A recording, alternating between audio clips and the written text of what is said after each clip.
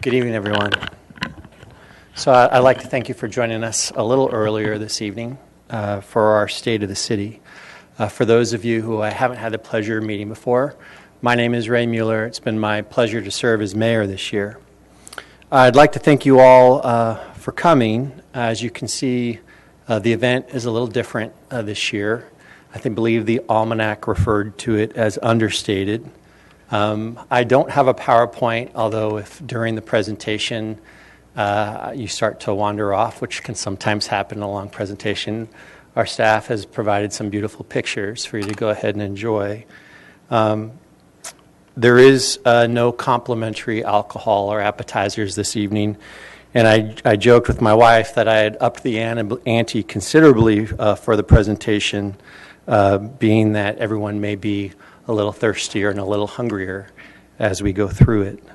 But it's for a noble cause. This evening, what we usually spend on this will be going toward the support of the Menlo Park Youth Advisory Commission. At the end, there will be some cake in the back, and it's appropriate. I do share that with you. It's German chocolate cake this evening, and that's actually in memory of my dad, who we lost at the beginning of the year. It was his favorite cake, and so when they asked me and it was on the list, I quickly was able to choose that. Finally, at the outset of a speech like this, I'm always reminded, and I need to make sure that I do so, I'd like to thank my wife, Kristen, and actually provide thanks to all of our spouses on council and partners, and something we often forget to do, but also to the spouses and partners of our professional staff. We spend an inordinate amount of time in this room and in meetings that take us away from our families. And I really would like to offer thanks to those spouses and partners who put up with it because they believe in what we're doing. On that note, my wife actually can't be here this evening. She's up in the mountains, so with a bunch of seventh graders to miss it. But I think that's actually appropriate. So what I'd like to do now, that the introduction is finished, is bring everybody back actually to a year ago, to the second half of 2018, because it's important to understand when you're talking about the state of where you are, to think about the state of where you were. The second half of 2018 was rough here at Menlo Park City Hall.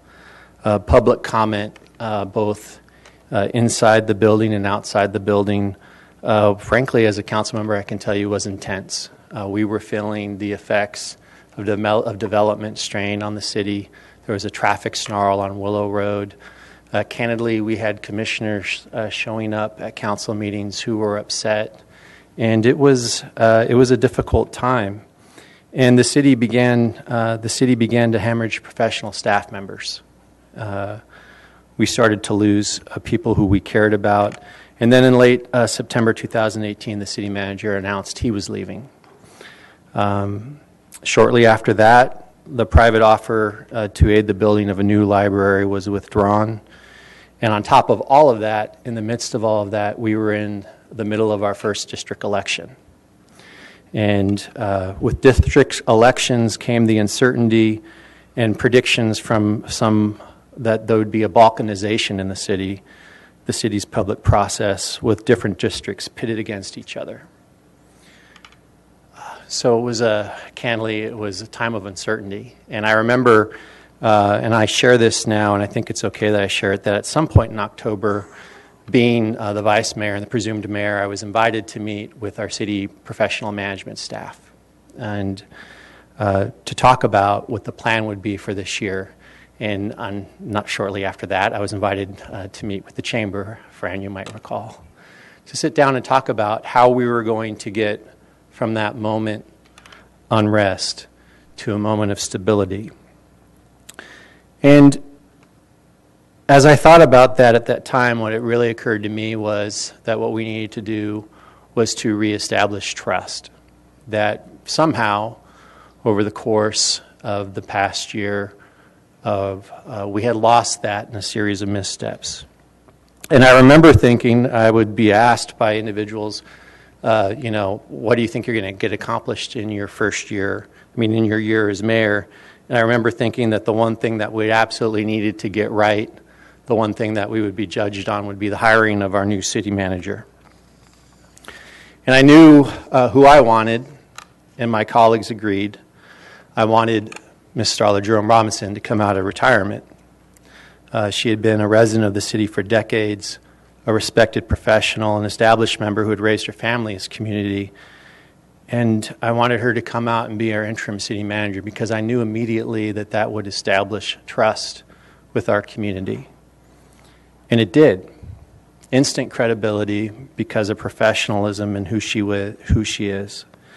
Starla, in talking about the state of the city this evening, I just want to express to you how grateful I am that you came out of retirement to sign up for this.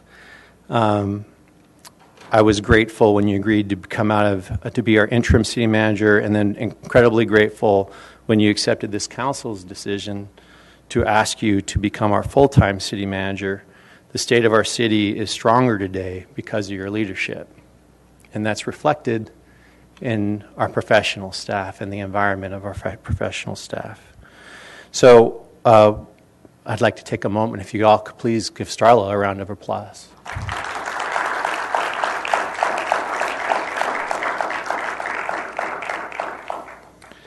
Now, the election of 2018 also brought us 3 new council members, and this is a little unorthodox in the state of the city, but we've already gone unorthodox, so why not keep going?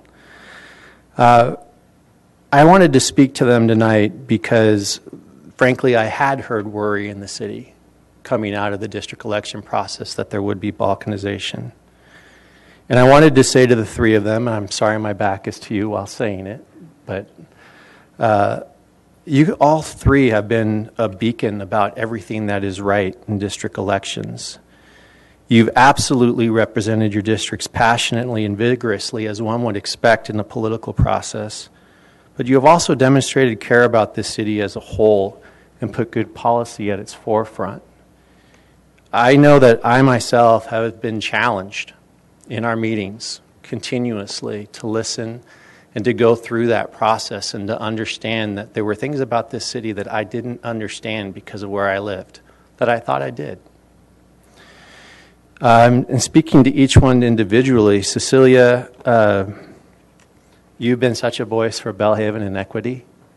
Your passion on the dais, the work you put in, the intellect you put into that, this council, this city is stronger because of it. Betsy, I cannot tell you how many times I've heard you whisper in my ear during the meeting. And it's always with enormous heart and EQ and immediately in the right place. And you always do so much work. And it's hard to say no to you because I know that. And Drew, you are completely unafraid. You're so courageous to point out the inconsistency in any logic in any topic to keep a debate honest. And it raises the level of our work. And you do it in a way which is smart and without ego, which I appreciate, because it allows us to listen to what you're saying and keep working. My colleague Catherine couldn't be here this evening. I believe she had a plane delay, but I still wanted to speak to her. I've served with her for 7 years, and I have been so impressed with her this year. It must have been incredibly difficult when the policy of the council made it so she couldn't serve as vice mayor this year, because everyone needs to get a shot as mayor. We had 3 new council members, so she couldn't do that. And yet she handled it with so much dignity and grace and intellect, and becoming and completely committed to building a team. And she's not here, and I've said this to her before, but I'll say it now. There's no better ambassador for the city. When there are people who come to the city who've never been here before, she lights up a room explaining what the city is all about, and then goes right in for the policy kill. And it's really amazing to behold. So with that, I wanted to thank all of you for working together to build a team. I think we're stronger. I think the state of the city is stronger to have brought us out of that time because of the commitment you've brought to it. So thank you. And ladies and gentlemen, if you could provide them a round of applause.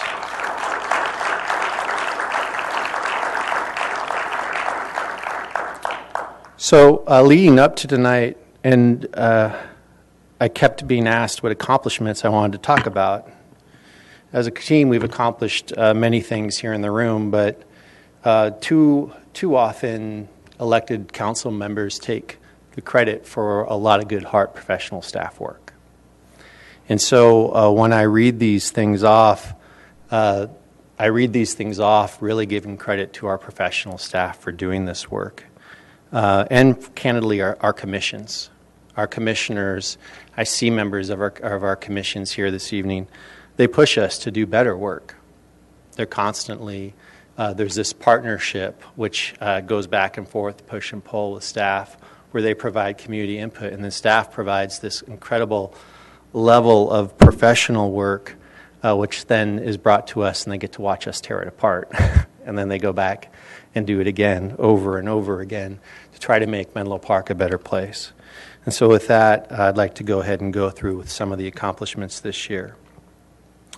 The library this year, we have our Belhaven Branch Library project. The City Council identified this project as one of its top 5 priorities for 2019. And we'd gathered broad-based community input to complete a detailed space needs study, specific size, scope, and features for a new Belhaven Branch Library. Now, this project's incredibly significant to me because this project is something that the community asked for years. And candidly, something that really has struggled to get off the ground. And this is really about the partnership between the city and the residents and our stakeholders, because the city kept trying to figure out a way to get that study done, trying to figure out where to find the resources. The community kept pushing for it, and then our private stakeholder, Facebook, came forward to say they can help us make that a reality. They announced a major offer to fully fund the construction of the new multi-general community center and library in the Belhaven neighborhood. But they did it in a way which has been completely transparent.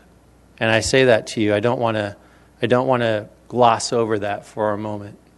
They've done it in a way where they met with community members first. They figured out what that plan needed to be. And then they've sat down and said, okay, in every meeting we have with the city, there's going to be a representative from the Belhaven neighborhood in those meetings. And then they made that promise, that very public promise, that it would not be a quid pro quo for the Willow Village development, that it was something that they were investing in to go ahead because it was something that they thought was necessary to really make up for some of those impacts in our community, but also, frankly, as an investment in our community in the future. So that's something that I wanted to touch on first. That will be coming forward soon. We also expanded our Belhaven Branch Library operating hours in response to popular demand. We've added 24 hours per week to the Belhaven Library. In October 2019, we launched a new after-school homework center at the Belhaven Branch Library that leverages the skilled community volunteers to provide one-to-one and small group support to Menlo Park students. We have a little free library incentive program, which is a whole lot of fun. If you haven't seen them, there are little free libraries that are being set up in front of people's homes that when kids walk by or adults walk by, they can grab a book and they can share one with their neighbor. That was a beautiful project, which is really flourishing. We have the Link Plus Interlibrary Loan. We implemented a new service that provides Menlo Park residents access to 11 million library books and media items from 70 public and academic libraries across California and Nevada. I'm not sure everybody in the city realizes that's available, but it's incredibly impressive. It's like a physical Google. We have, in our environment, we made tremendous progress in environmental goals this year. One of the things that I'm very proud of is the REACH codes that the city passed. This year, the city council looked at REACH codes provided us for the state, and frankly, again, our public-private partners, Menlo Spark, and our Environmental Quality Commission, and many external stakeholders worked with us, Mr. Cabot, Tom, incredibly supportive in helping educate us, so that when the city now, if you go out and you look at all of the development that will be taking place in the city, it'll be fossil-free. I cannot tell you how interesting it is to me to watch a presidential debate on television and to watch the candidates talk about something that they hope they can get implemented in 2025 that we've implemented here already, because we know we can. Not only did we know we can do it, and I make this statement again publicly in the hopes that other policymakers will hear it, when we did it, we expected there would be tremendous pushback. And our stakeholders actually did not push back. What they said was, we just want to know what the rules are and we can do it. I had a residential high-rise builder come to me and say, no problem, just tell me what the rules are and we can get it done. So that's incredibly exciting, because I expected we would have a problem when we did that, and we won't. So the city of Menlo Park is building a future city. When you look at, when we do look at what's happening, for instance, out in near Willow Village, and we look at the residential construction place, and we look at the transportation infrastructure and everything that goes in there, we can be a shining beacon to other cities, both in the region and frankly throughout the state, of what can be accomplished to build without fossil fuels. It was a project which definitely took, the next thing I'm talking about is a project that definitely took the headlines, but was something that we were incredibly proud of. We mitigated the loss of 7 iconic redwood trees at the corner of El Camino Real. I talk about this project because everybody heard about the redwood trees that were going to be cut down. No one ever heard the end of the story, that we actually reached agreement with the project applicant that they would plant 76 new trees throughout the city, and that 50 of those trees would be in the Bellhaven neighborhood. So I highlight that for you tonight because it shows you what we can accomplish. And again, that's community working with the city to try to reach a great result. And just in the next few council meetings, we'll be looking at a new climate action plan for the city. Again, trying to reach our goal of becoming a carbon neutral city, a clean city. Our police department this year actually made tremendous gains. Our police department, through aggressive recruiting and training, we hired 13 new police officers, allowing us to fully staff both our 4-officer traffic team and 6-officer community response team, Beat 4. That's huge. As being on this city council for the years that I have been, to have a fully staffed traffic team again in this city makes a tremendous difference. When you go out and you walk neighborhoods, without hesitancy, what I hear over and over again from people is, here's a stop sign, people are running it, I need people to enforce it, there are kids in this area, can you please get people to enforce it? We now have a fully staffed traffic team again, which is really, really excellent. We've strived to make a difference through continuous community outreach efforts, including a police department opens house, coffee with the cop, chats with the chief, meet and read with the cop at the library, national night out, Friday night reads, the Community Youth Academy, and the Chiefs Advisory Group.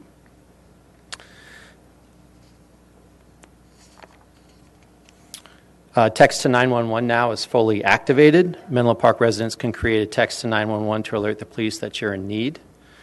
And then we also have begun a special initiative to reduce the number of injury collisions while increasing the safety of motorists, bicyclists, and pedestrians, and addressing congestion issues. We're happy to report that the traffic strategy plan is all completed, and that the plan will optimize the enforcement and education efforts of both the traffic unit and uniformed police force, patrol force, to address the myriad of traffic issues throughout the city. So it's a strategic policy thing that you can't touch, but makes a difference internally in the city, that we actually have a plan.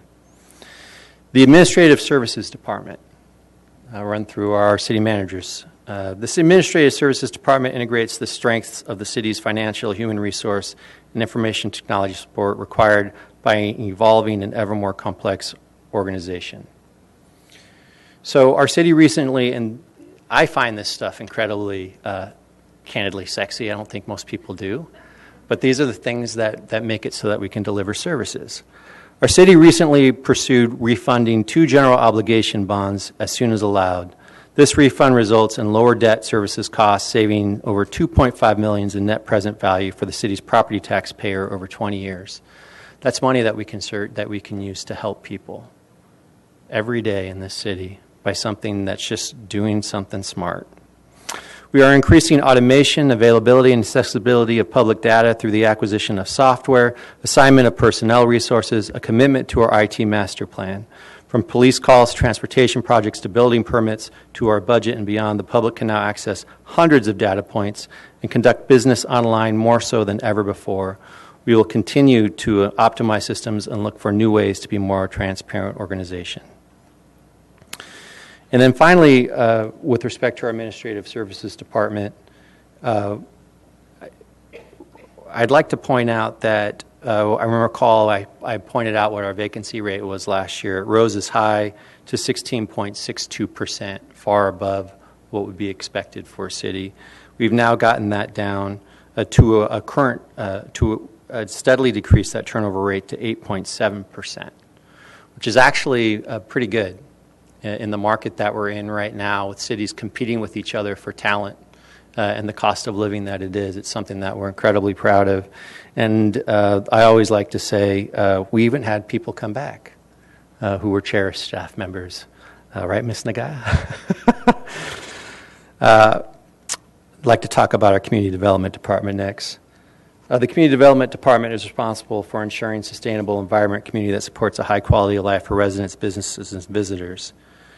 Part of the vibrant community means economic equity, access to housing, and fair wages. In September, the council finally approved a local minimum wage ordinance of $15 per hour starting January 1st, 2020. I actually would like to thank I'd like to thank our stakeholders in the city for helping make that possible. We moved rapidly to do that, and we actually there was minimal pushback. We had support from the chamber, but we did have some members of the community who expressed concerns and worked with us. And what I have to say, and what it never ceases to amaze me, is after we made this decision, those stakeholders in the community, the very first thing that they wanted to talk about was how we could work together to make it work. They were ready to dive in and to work with the city to try to implement programs to increase foot traffic, to increase people shopping so that they could afford those changes. The residents of Menlo Park never cease to amaze me how big their hearts are and how much they want the system to work for everyone. In that effort, I'm grateful to announce that through the Chamber's help and support, we were able to find a location for the Jerry Rice Toy Drive downtown this holiday season to bring more people to our downtown to purchase gifts and purchase toys, frankly, at Cheeky Monkey, and then purchase other gifts while they're here to help take some of that burden off our local downtown merchants. Candidly, if you want to, in order to actually participate in that toy drive, to get a signature or an autograph or something like that from a former or current 49 player, you have to buy a gift. And so what we plan on doing is telling people you have to buy a gift in downtown Menlo Park. So please spread the word. And someone loved it's great the Niners are doing so great this year. What else did we do? In March this year, our city council voted unanimously to make a $6.7 million loan to Mid-Penn Housing to build 140 below market rate apartments on the 1300 block of Willow Road and place 82 units that are there now. We initiated a new homeless intervention and outreach strategy. There was the completion of 1010 Alma Street, including the public plaza and St. Frank Coffee Kiosk at 1018 Alma Street. We commenced construction, we didn't, but the construction of 500 El Camino Real Middle Plaza, Stamford, finally started. At the same time, the last steel structural beam placement of 1300 El Camino Real took place at Search Station 1300. I highlight those things even though they're not completed because I can tell you as mayor the effect that that's having in the city. What's happening in the city right now is that I'm being approached by those who are very interested in doing investment in our downtown area on Santa Cruz Avenue. And candidly, what they've said to me is they actually don't even care if they need about adding density. what they're interested in doing is actually improving the facades of those buildings, because they believe now that there's actually going to be that foot traffic to go ahead and support retail in our downtown, and they're excited about it. I think the future of our downtown is very bright, and the vibrancy that we expect to see there is going to come to fruition.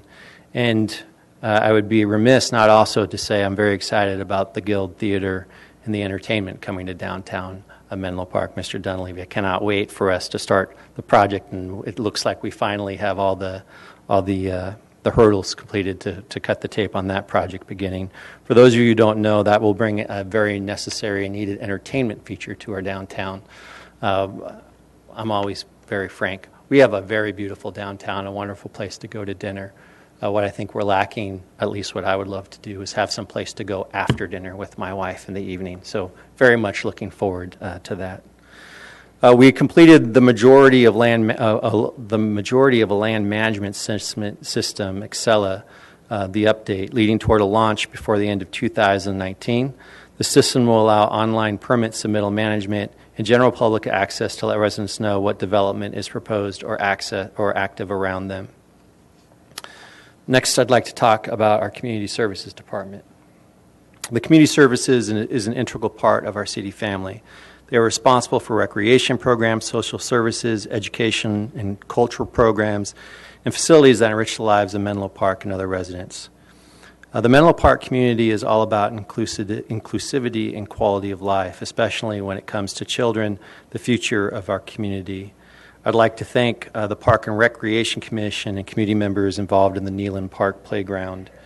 The new playground is a national demonstration site based on the unique innovative, inclusive playground features. The inclusive play environments go beyond accessibility to address needs of the whole child and every child. For those of you who don't know what I'm speaking about, if you go over to our Neyland Park, right now, and you'll see we had a wonderful playground there for many years that got torn down. And actually, most of the kids in town will tell you they were really worried when that playground was taken down. My son plays Little League Baseball there at the park, and all the kids would come up and say, "What has happened to our playground?" Well, a beautiful thing has happened. Our Parks and Rec Commission and our Parks and Recreation staff have actually replaced that with a structure which is actually even wheelchair accessible. It's going to be an amazing thing in a national demonstration site to actually be able to watch children of all different needs enjoy that playground. And the early reviews from what kids can see through the gate is they're very excited about that playground, and we'll be cutting the ribbon on that, I believe, this weekend. So everyone's invited to join us there. Things are only getting better for our community amenities. Recently, the Parks and Recreation Facility Master Plan was completed. The update is intended to provide a roadmap to guide decision-making to help our community maintain, manage, and develop its park, open space, and recreation facilities for the community for the next 20 years. And that's an open process, so that's a blueprint, but I don't want that to be taken out of context. It's a blueprint for which there will be community engagement. So each one of those projects will come forward, and people will be able to add their fingerprints on those projects in the way that Menlo Park residents love to do to make it better. But an incredible amount of work, and we're very, very appreciative to staff for all the work that went into that. In June, Samaritan House, a San Mateo-based nonprofit that serves residents in need, opened a new satellite location at 871 Hamilton Avenue in Bellhaven. The services include emergency rent assistance, free hot meals and groceries, free clothing for children, financial education, and free dental and health care clinics for low-income individuals and families. And then finally, the Community Services Department has worked hard this year on the authorization and creation of the City of Menlo Park Youth Advisory Committee. I again need to express my thanks for that. It was one of those things that you come to the city and you ask them, will they do something? And you know you're creating work for everyone, and you're wondering, and it seems we're not sure if they're going to say it's within the mandate of the city to do because it's education related, for instance, for high school. And you wonder if there'll be pushback, and there wasn't. As a matter of fact, our Community Services Department was incredibly excited about that prospect, and I'm very grateful. I think it's going to have a huge benefit for the city to have these youth invigorating us and inspiring us to do better. Our Public Works, the Public Works Department, so safety and active transportation is key to a child's well-being, and this year the Menlo Park Safe Routes to School program was launched. The purpose is to enhance access to all schools to serve Menlo Park residents. The city leads the preparation of Safe Routes to School plan with a particular focus on gathering input and feedback from school students, parents, and residents near school. I'm also happy to report that we're nearing completion of the Chilco Street Streetscape project. The project provides a critical connection between the Bellahaven neighborhood and recreation and open space opportunities along the San Francisco Bay and Don Edwards Wildlife Refuge. The new Tide High School, new Tide Academy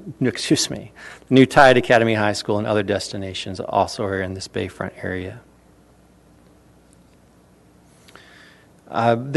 This year we were able to go ahead and pick a preferred crossing design for the Middle Avenue bicycle and pedestrian rail crossing. We identified the project as a high priority project for the 2019 work plan. And the crossing will improve connectivity for neighborhoods on both sides of the Caltrain tracks to city amenities, school, public transit, and downtown Menlo Park. Now that there's actually construction taking place on 500 El Camino and Middle Plaza, that project is even closer to completion, which would be incredibly exciting. Finally, what I'd like to touch on this evening, actually there's two things. First, I want to make sure that I don't let the moment pass without highlighting some of our stakeholders in the city. So I've talked about our commissions, I've talked about professional staff, I've talked about my council colleagues, but we have community organizations that actually enrich the city, that push us to be better here at the city, that share with us tremendous insights, that help us to become better policymakers and look at things in a way that we hadn't before, or with the respect that is much deserved. So one of those groups I'd like to touch on is the group Menlo Together, which was formed, which I attended, actually all four of us attended welcome Catherine. Attended a wonderful workshop they put on talking about community equity and frankly a sad past in Menlo Park with respect to race and how it was handled.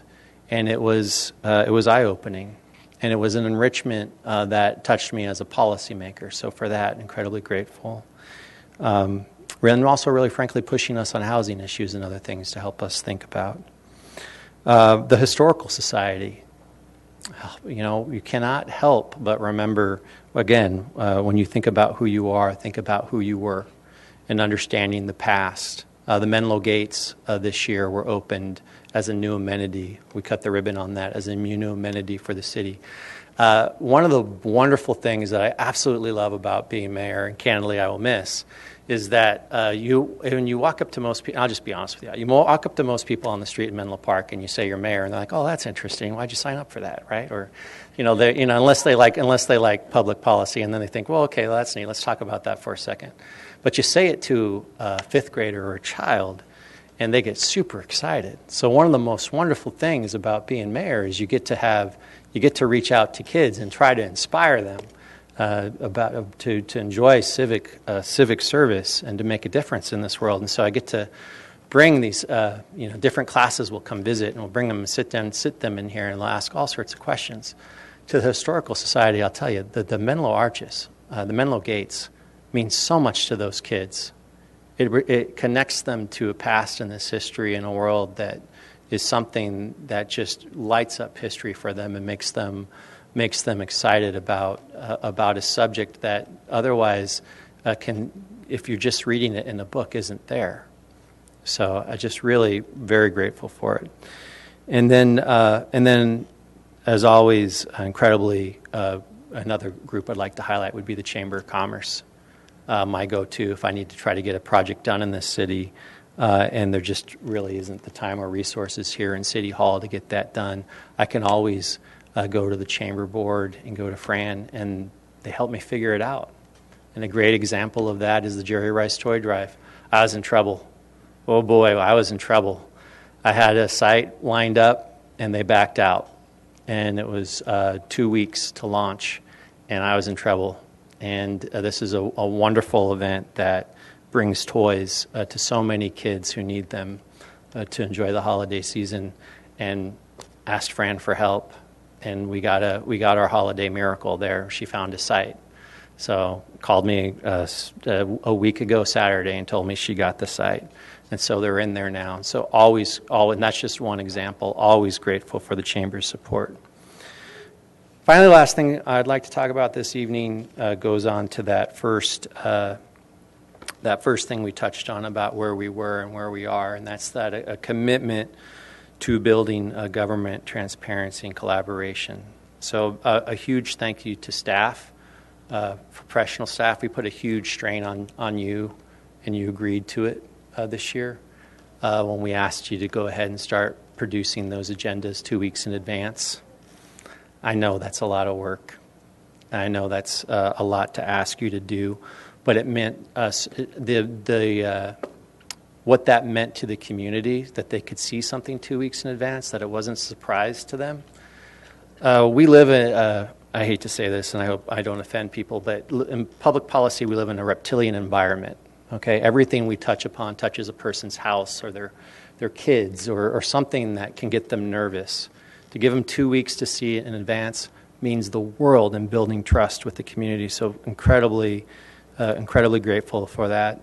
We this year started meetings with Atherton, Palo Alto, East Palo Alto, and the fire district. Full city council meetings with them.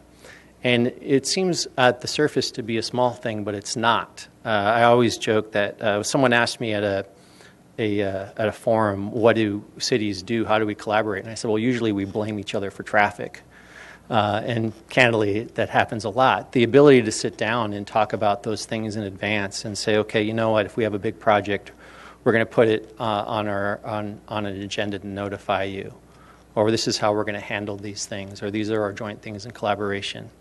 It means the world, and it also means that we have a better prediction of how we can do things together. Right now, Atherton's looking at bike lanes on El Camino.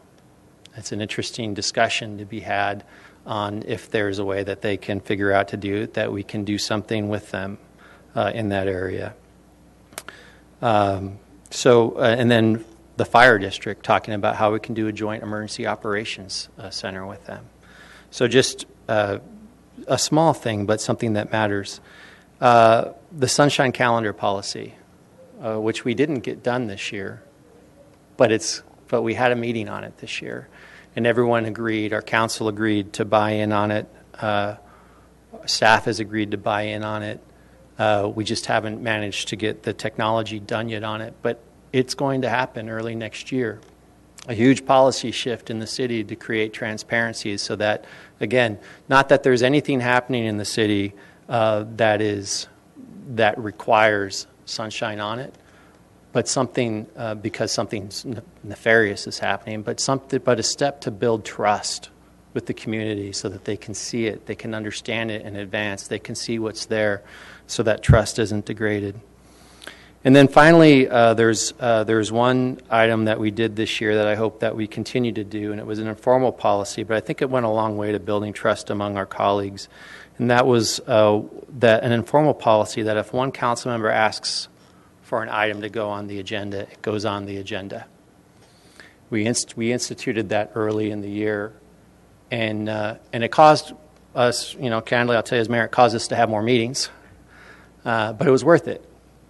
It was worth it because when we did that, what it did was it allowed us to have, no one felt like that something that was important to them was excluded from the conversation, and it allowed us to listen to each other more, to understand why something was happening that mattered to that person so much they wanted it onto the agenda. And to my council member credit, there was time they asked for something to be on the agenda, and then they didn't vote for it once we had the discussion. I think that's really, if there's like one key I'd say about Menlo Park, people require the discussion. If they feel like if they feel like you're giving them the PR version of the event and you don't have the discussion, you're in trouble. Our residents are very smart, but if you have the discussion with them, a true and honest discussion. You don't have to come to the same result and conclusion that they've had. They want to be respected and heard.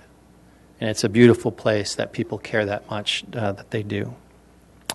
So fellow residents, what I've highlighted tonight has been and is possible because of the collaboration among community members through commissions, workshops, council, and city staff. The city's accomplishments are your accomplishments, and we thank you for your participation and input in the air. Our engaged community continues to thrive. Our vision is a Menlo Park that is vibrant, innovative, inclusive, equitable, family-friendly, and sustainable community to live, work, and play. We continue to see residents volunteer their time and energy to build stronger neighborhoods, and your efforts in community engagement and optimism are for what community can achieve, and what community can achieve is inspiring to all. I know, and I believe this year and where we've come from is an example that together we will prosper, and we will keep building that city of a future that we can be proud of for our children. Thank you.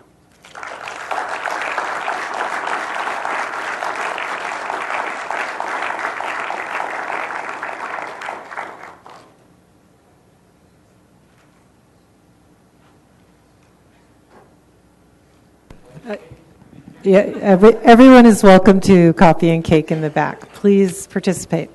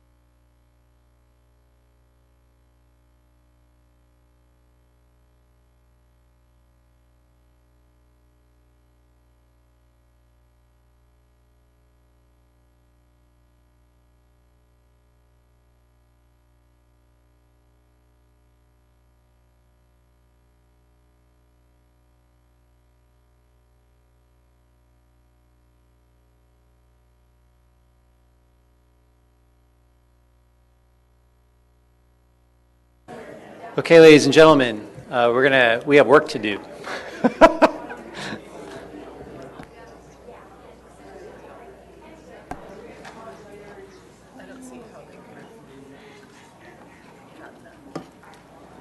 I don't either.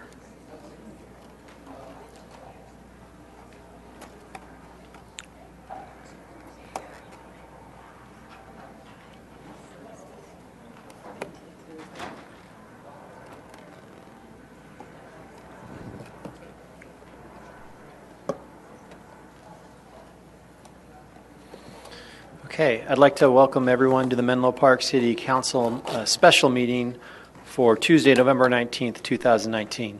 This time I'm going to go ahead and call the meeting to order. All of our city council members are present. I'm going to go ahead and introduce everyone at this time. So down off the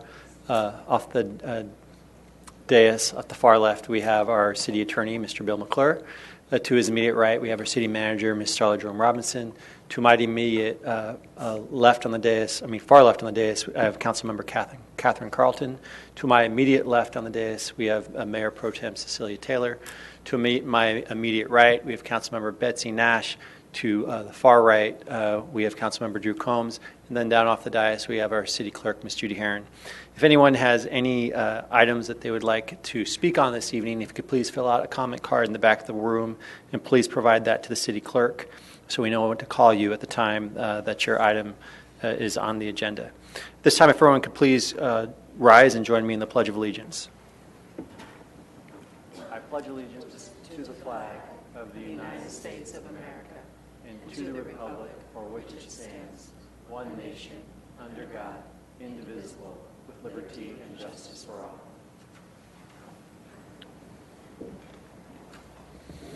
Okay, at this time we're going to go ahead and call item D1, Commissioner Reports. The Library Commission report. Our chair, Katie Hadrovic, will make the presentation. Good evening, Katie. Good evening. Okay. Can you hear me okay? Good evening, Mayor Mueller and council members. As you know, my name is Katie Hadrovic, and I am the current chair of the Library Commission.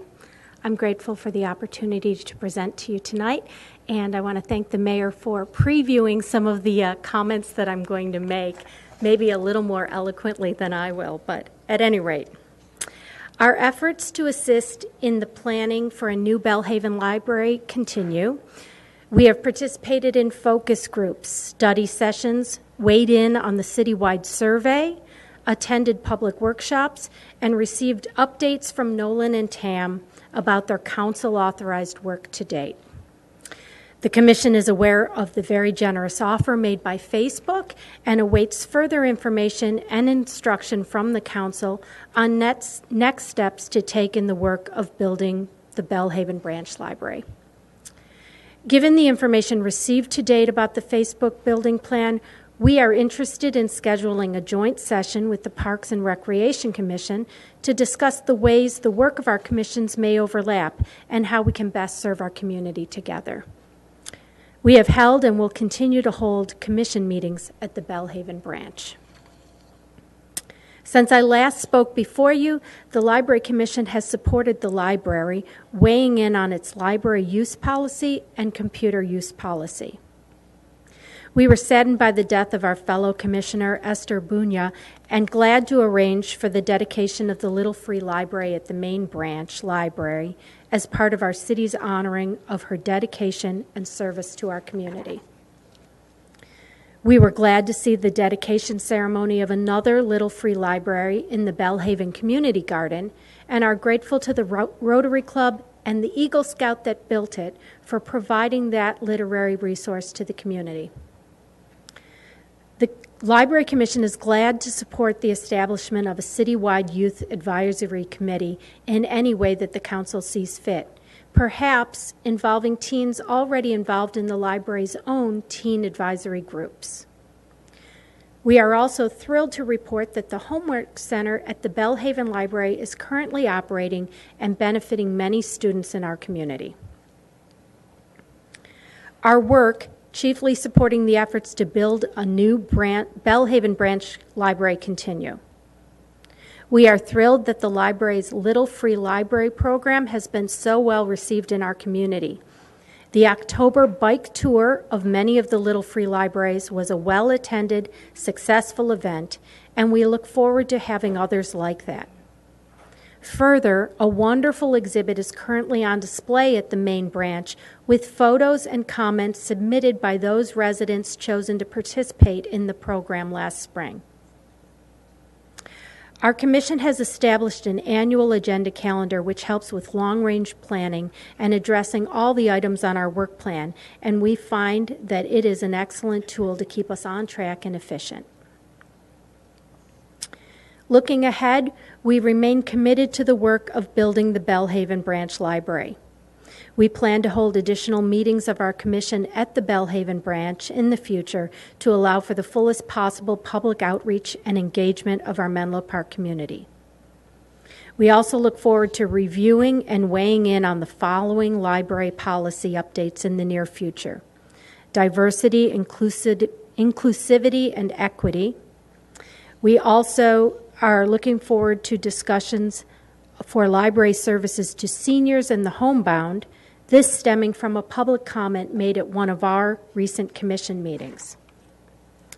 We also are looking forward to reviewing emergency preparedness and safety policy. We will continue to engage in the work coming out of our current work plan. We look forward to our upcoming opportunities to engage with the public and conduct outreach to meet the needs and entertain the concerns of our community.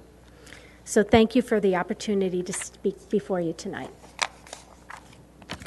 Thank you. Just one second, Ms. Hedrick. Does anyone have any questions for Ms. Hedrick? No. Thank you very much. I want to congratulate you on the Little Free Library, on the homework programs, on so many of the programs that you're doing that really impact people. And please convey our thanks to the whole commission when you see them. Thank you, I will. Thank you. Thank you. Okay. Well, with that, we're going to move on to our consent calendar. Does anyone have any items they'd like to pull from the consent calendar? Hearing none, can I have a motion to go ahead and approve the consent calendar? I have a second. Councilmember Nash has moved. Mayor Pro Tem Taylor has seconded. Let's go ahead and vote.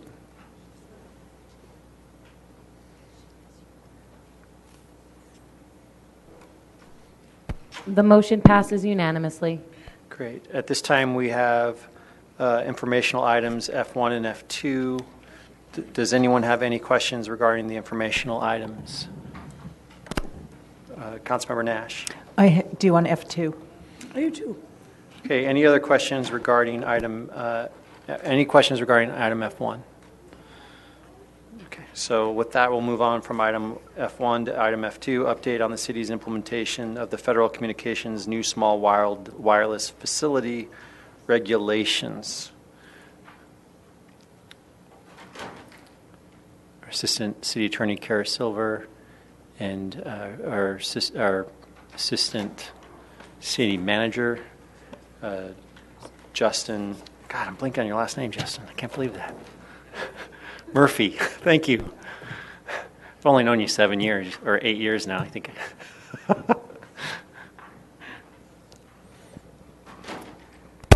So did you want to hear a quick report, or do you want to ask questions first? Totally up to you guys. They're your questions. I'd like to hear the report. Okay.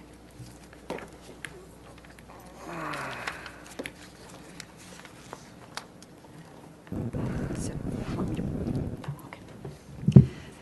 Thank you. Kara Silver, Assistant City Attorney. So we just wanted to update you on the status of the new FCC order that was handed down. Actually, it's about a year now, and also on our city process of complying with that order.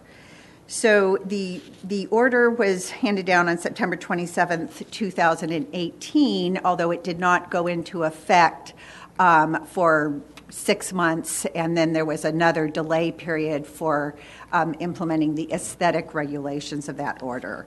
The order was designed to roll out quickly small cell sites and to really remove local barriers to the installation of what are being termed small cell sites. The staff report highlights the key provisions of that order and ruling, and basically, one of the key substantive provisions is that under federal law, under the Telecommunications Act, the standard for when a city could deny a wireless communications facility really was based on whether coverage would be prohibited.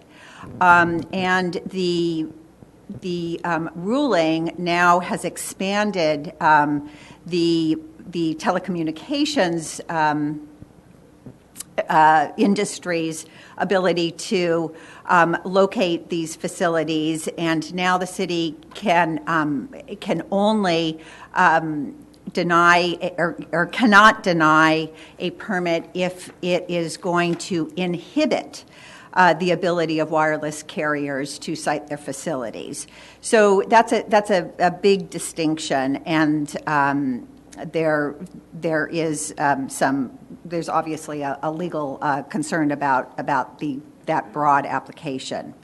The second major point that in the ruling was the implementation of presumed cost-based fees, and these fees are based on really across the country. And so in California, of course, where we have higher real estate prices, they just don't really take into account the fair market value of the land that is being used by carriers to site the wireless facilities. And so but the ruling has these set fees that can be charged by cities for the placement both on the real property that is being used to locate a facility, as well as leasing of the personal property, which is the streetlight pole or the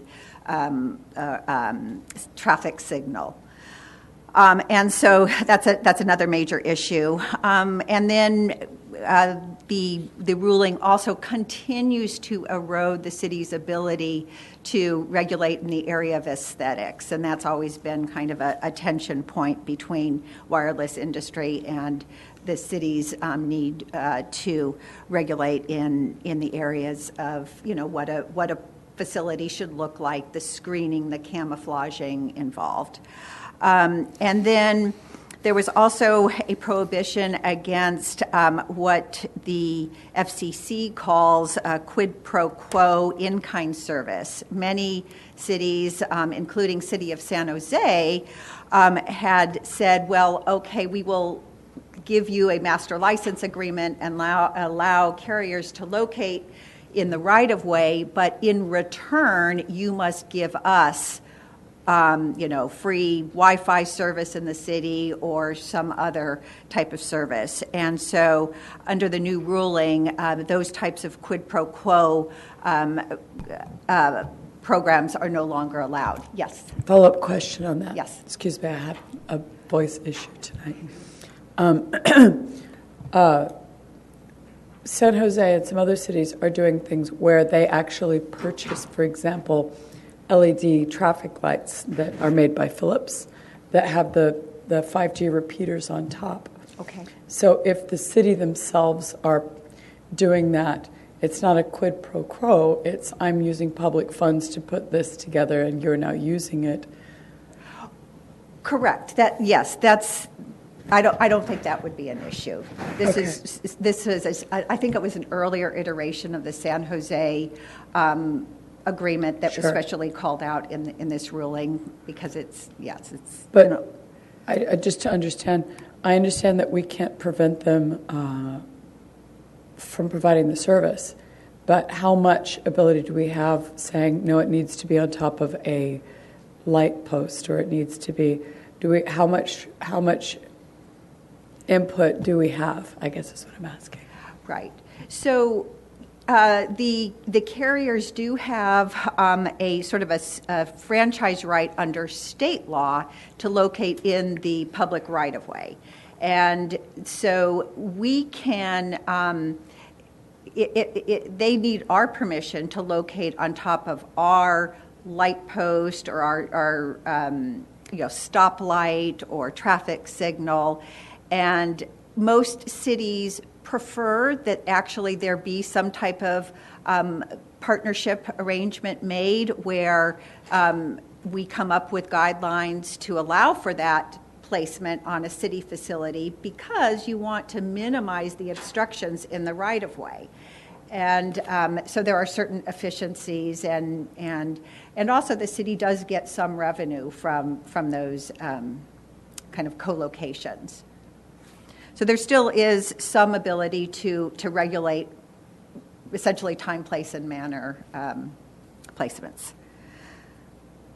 And then another big change in the ruling was that if a city enters into a master license agreement with a particular carrier, they must offer those same terms to other carriers.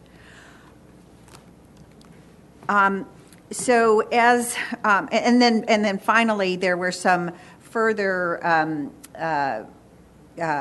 modifications to what we call the shot clocks, and those are the time periods for when a city needs to act on a wireless carrier application. So as I mentioned in the staff report, there is a lot of litigation over this FCC ruling. That there were dozens of lawsuits. They've all now been, for the most part, consolidated in the Ninth Circuit. And they are under a case called City of Portland, who is the sort of the lead plaintiff on those cases. And the briefing has all been submitted, and we are expecting now, I just checked the registry, and it looks like oral argument is going to be scheduled in February of next year. So we hopefully will be getting a ruling on whether these provisions in the FCC ruling are valid or not, at least as to at least a Court of Appeal decision. Of course, there will be the opportunity for both sides to attempt to appeal to the U.S. Supreme Court, which we would expect. What is the basis of the lawsuit? Is it local control? Is it health concerns? Is it right? So we've detailed those. It's mainly the cost that I had mentioned before. That default cost rate is a big issue that is in dispute. There are also the challenges also relate to that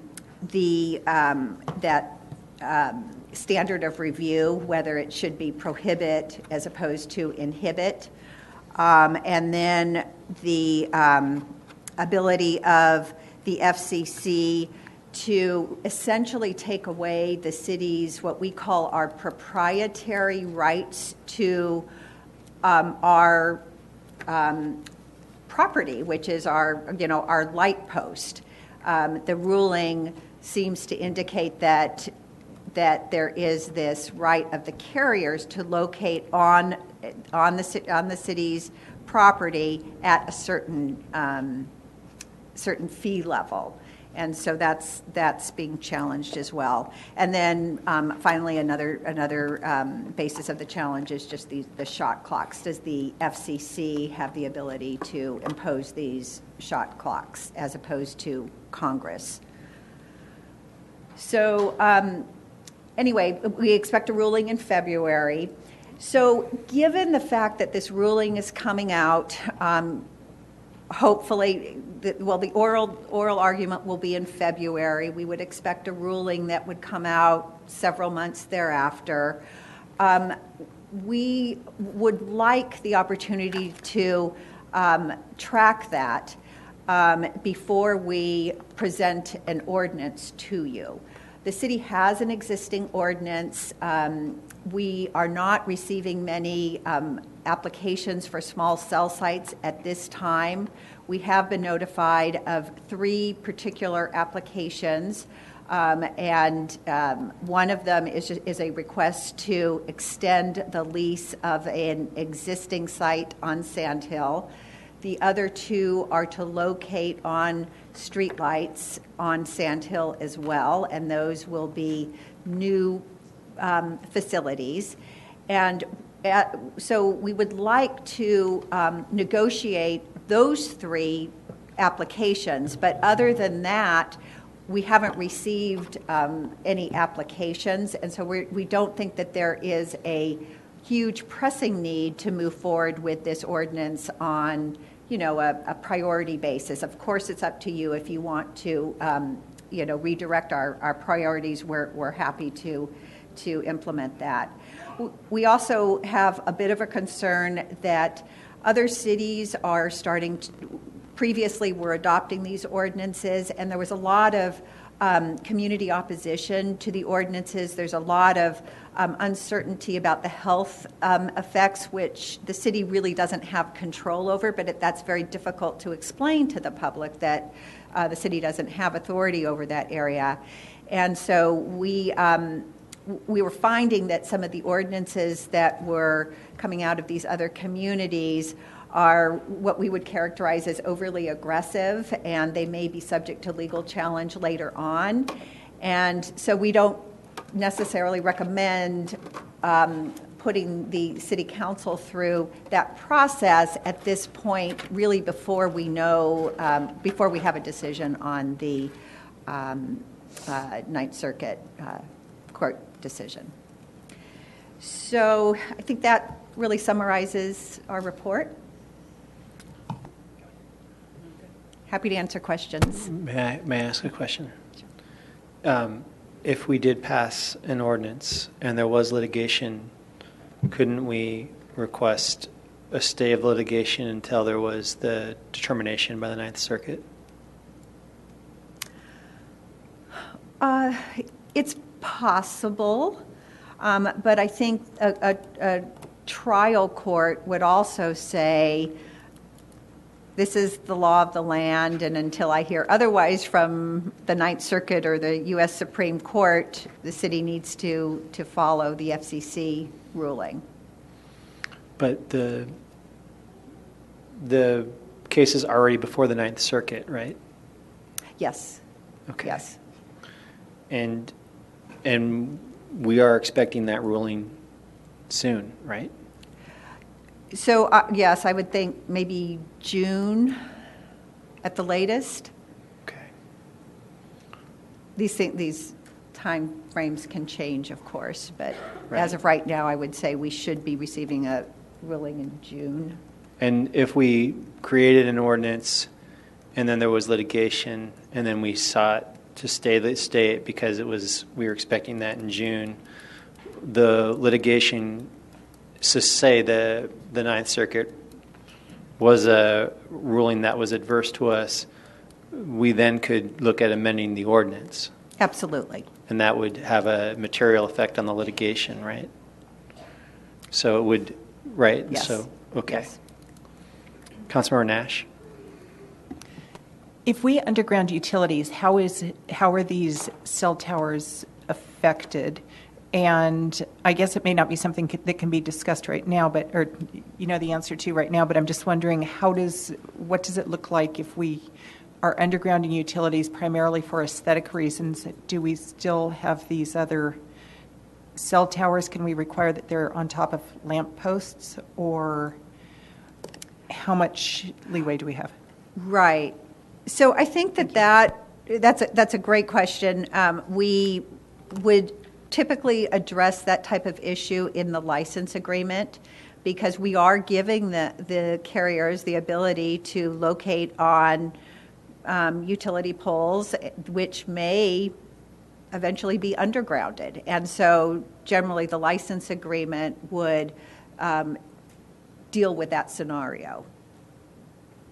And I think it's a conversation we would have to have, and maybe the license agreement could suggest other, if there's a nearby street light, that would be a great relocation. But I think you're right that we would want to have a plan for that scenario. Thank you. And I guess just generally, when we review the undergrounding, I'd love to know what exactly is included in undergrounding, what life will look like. In other words, what are our decisions based upon? Thank you. All right, back to me. So I actually am interested in, I guess my concern is that I've heard as mayor this year from a number of residents who actually want to weigh in on this issue, who just want to be heard on the issue.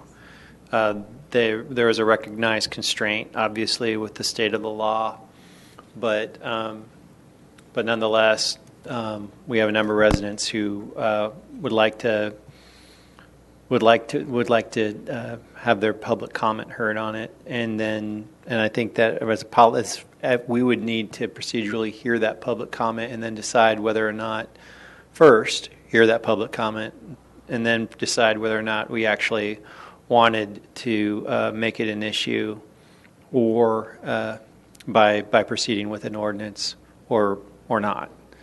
But because I have heard, I've heard from enough people who've had this question, and what I've simply said to them, it's not an issue yet, it's not an issue yet, it's not an issue yet, it's not, well, now we have 3 requests for Sand Hill Road, so it's an issue. So I think it's kind of incumbent that we actually do have a hearing on it. Myself personally would be what I would suggest, and it may be that we continue the course, but we might not after that evening. But I think either that or I have to call everybody and tell them, well, sorry, it became an issue, but you didn't get a chance to say anything. Councilmember Nash. I guess just one comment is I believe we have a cell tower on Santa Cruz Avenue across from St. Raymond's now. At least something's on top of one of the poles that went up, and so they are around town, in addition to Sand Hill Road. But is that a small site? That just might be a cell site. So the difference is the small 5G, which is coming in. I think the only 5G is in Sand Hill. So just to be clear, there are certainly cell towers and cell facilities, wireless facilities throughout the city, and we do have an existing ordinance that allows them to be located on top of a private building or on a private property. There is no current ordinance that regulates the placement in the right-of-way, though. And most of these 5G sort of small cell site installations will likely be in the right-of-way. And so we have identified a need to come up with an ordinance to regulate the placement in the right-of-way. So these 3, how soon are these applications going to be processed if we do nothing? Well, one of them is a lease agreement that would come back to you unless they just are exercising an option to extend. But I think we have to come back with an amendment because we have to set the rent for that in any event. And that's for a large site at Sand Hill and Santa Cruz. There's a concrete wall or a cement wall, and there are facilities behind it on the ground, and then the actual traffic signals include cellular facilities. And so it's a large lease agreement. So that's one of the 3. And the other 2 are proposed for street lights, and there would be an agreement that would come back to the City Council for approval for those if we were to agree to it. Just to throw it out there for fun, since they started the 5G on Sand Hill Road, people in Sharon Heights don't get good cell coverage anymore at home. Just you can share that with them as you move forward. Well, I think we do have some AT&T representatives here, and they. My understanding is that we don't yet have 5G in Menlo Park, It's coming, but we don't yet have it. What changed on Sand Hill Road then that changed everyone's cell coverage? Specifically with AT&T? So there was We'll talk later. Yeah, we'll talk later. There was a on behind this Sharon Heights Shopping Center. There was a belief that something had been installed there that was 5G that led to a bunch of next door posts and things like that. But it turned out, after investigation by staff, it wasn't. It was something else. So we currently have no 5G cell towers in Menlo Park? To my understanding, no 5G, but there are some small cell facilities on PG&E poles that are not owned by the city of Menlo Park. So we're talking specifically on this related to streetlights. There are joint utility poles that, to my understanding, do have small cell, but they are not 5G.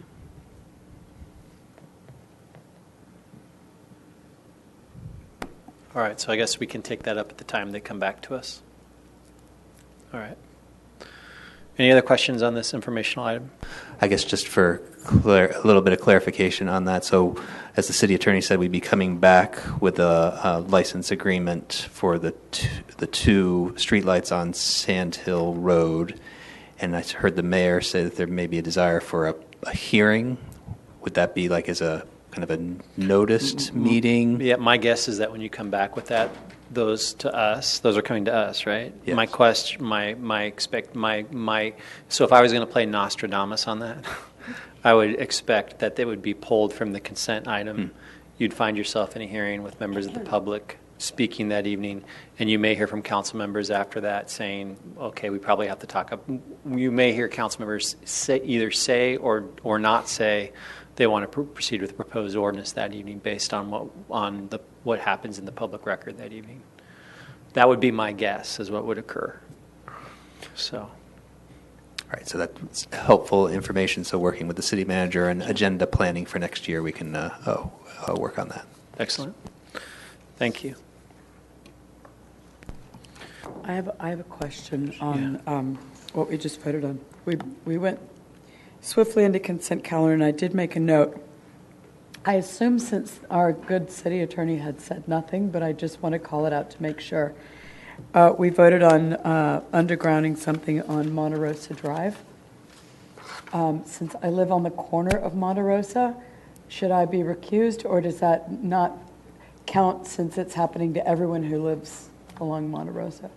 Your vote should be a recusal on that one item. Thank you. I just wanted to pull that up because I felt like it should have been recused. You are recused on that item. Thank you. I'll update the record. Thank you very much. Okay, if that's the case, I probably should actually recuse from item E2, the Oak Grove loading zone. Actually, I don't know if I need to. That's my employer's on Oak Grove. Do I need to recuse from that? No, it's too far away. Thank you. All right, so let's go ahead then and move on now to item H1, was second consent calendar. Oh, sorry, regular meeting. We're now starting the regular meeting. So at this time, we're going to go ahead and take public comment. Under public comment, the public may address the City Council on any subject not listed on the agenda. Each speaker may address the City Council once under public comment for a limit of 3 minutes. Please clearly state your name and address or political jurisdiction in which you live. The City Council cannot act on items not listed on the agenda, and therefore the City Council cannot respond to non-agenda issues brought up under public comment other than to provide general information. Ms. Heron, do we have any public comment speakers this evening? Yes, sir. Okay, at this time, let's go ahead and call up Natalie Czar.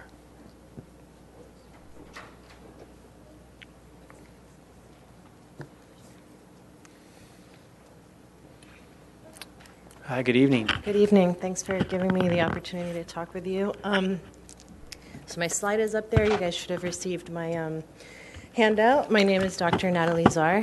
I have been working at SRI International for nearly 15 years now. And my title is Director of Translational Imaging as of 2016. So I'm committed to academic neuroscience, and I only say that because I could go and get a tech job and probably make a lot more money, but I'm an academic scientist. That's how I identify myself, and that's the kind of work I do.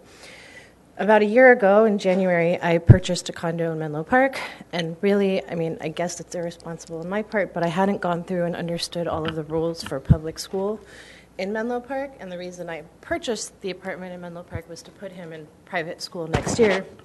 But it turns out the cutoff for advanced placement, because I was sure he was going to be advanced placed, was December 2nd, and his birthday is December 10th, so we missed that advanced placement deadline by 8 days. So I'm here to ask your permission just to be able to go ahead and see if we can do the alternate grade placement by giving us a permission to waive those 7 days difference, because otherwise I just got hit with unexpectedly. Yes. So usually we don't respond, but I'm just going to go ahead and let you know we're not the body that you would make that request to. So you would make it to the Menlo Park City School District Governing Board. Oh, okay. I was told that this was like if the mayor made an exception, it would be. I can't, not with it.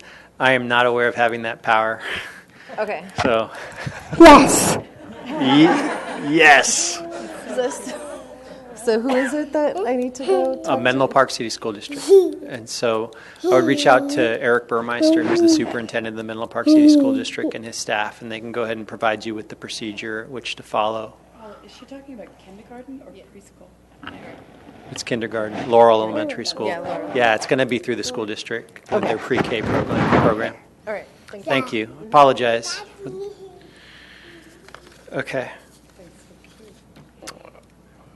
Our next public speaker this meeting is Aldora Lee. Okay. Unfortunately, we missed Miss Lee. Hopefully, we will see her next time. Okay.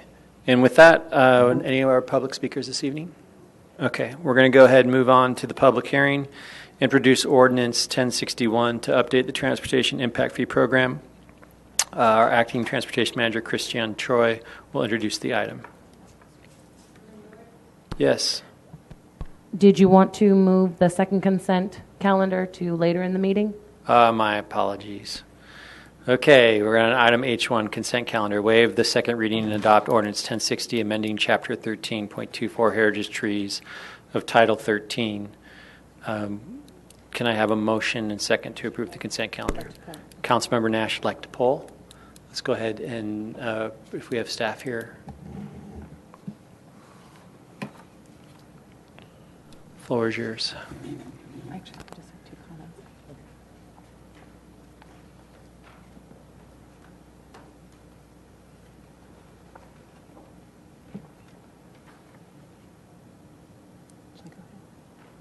Okay. Go ahead.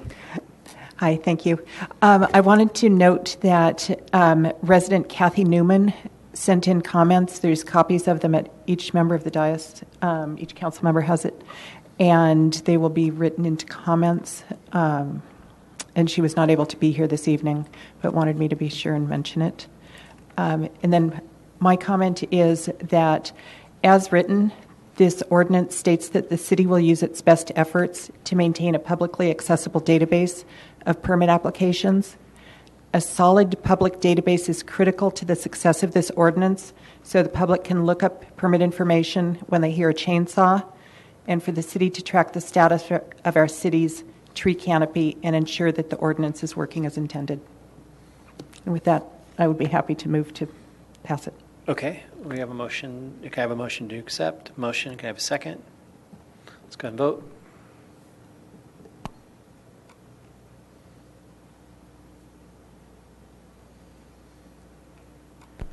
The motion passes unanimously. Thank you. Okay, with that, we'll move to the public hearing. Introduce item 1061 to update the Transportation Impact Fee Program. Acting Transportation Manager Christiane Troy will introduce the item.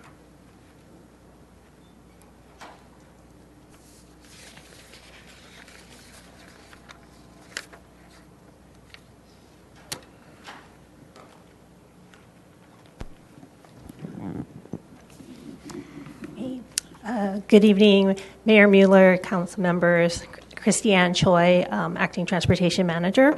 So tonight I'm just going to go over the item. It's the public hearing to introduce the ordinance to update the transportation impact fee program. And so just wanted to just go over what we discussed at your last meeting on November 5th. At that meeting, staff and consultant presented the Nexus study, which identified the proportional share of the transportation infrastructure costs that can be financed by future development. We also, in that Nexus study, identified what the maximum allowable fee that could be charged for each land use type, and then presented the staff recommended fees for the program based on the direction we had heard from council in May. And then also identified the possible grandfathering of certain projects that already have entitlement approvals but have not paid their TIF. So this table just kind of highlights the maximum allowable rates per land use type, as well as the staff recommended rates. The staff recommended rates are on the right column.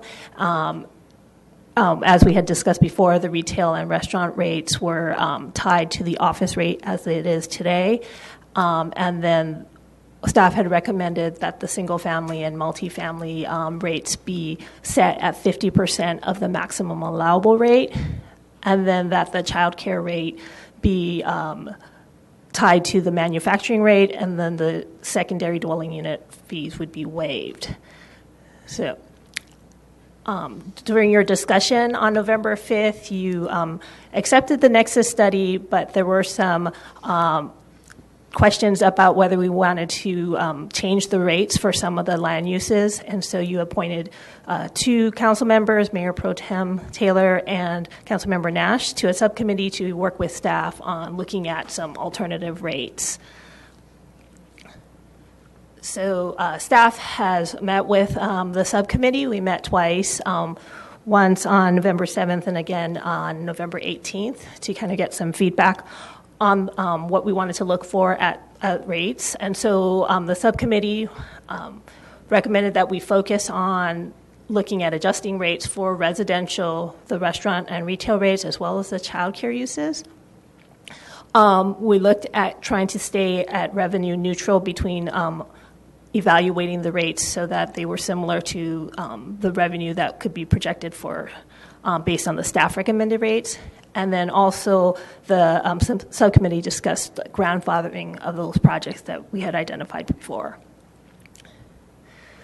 So on the dais, you also have a printout of the subcommittee's recommendations. We're just going to go over them quickly on the slides.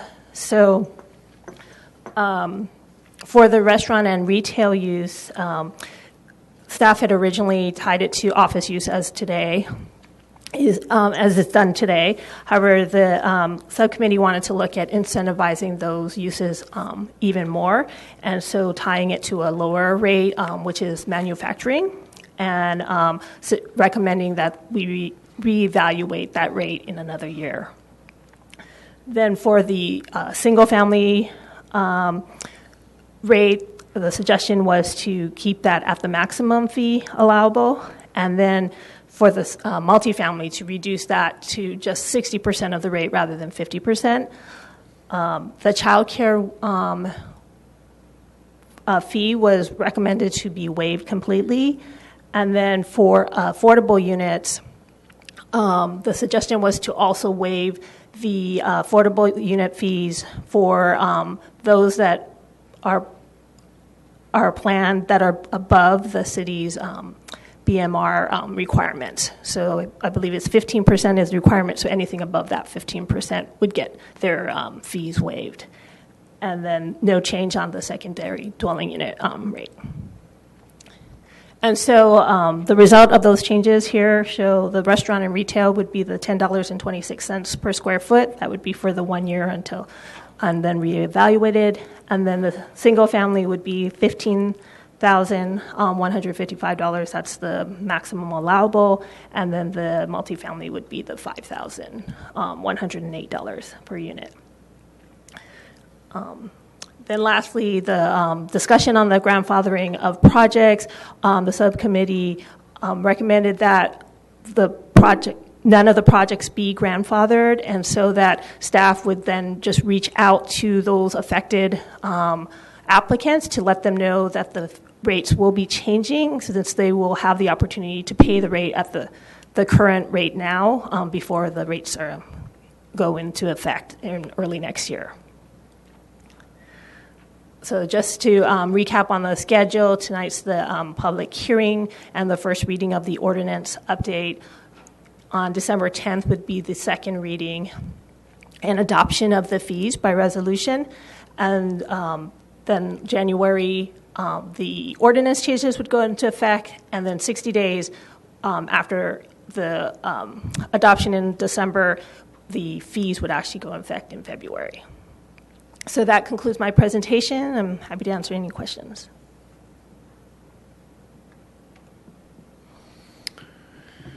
I have a question. Have we thought about the difference between types of office? So sales tax producing office as opposed to non-sales tax producing office? Councilmember Nash. We're at the max for office, so would you be considering reducing it?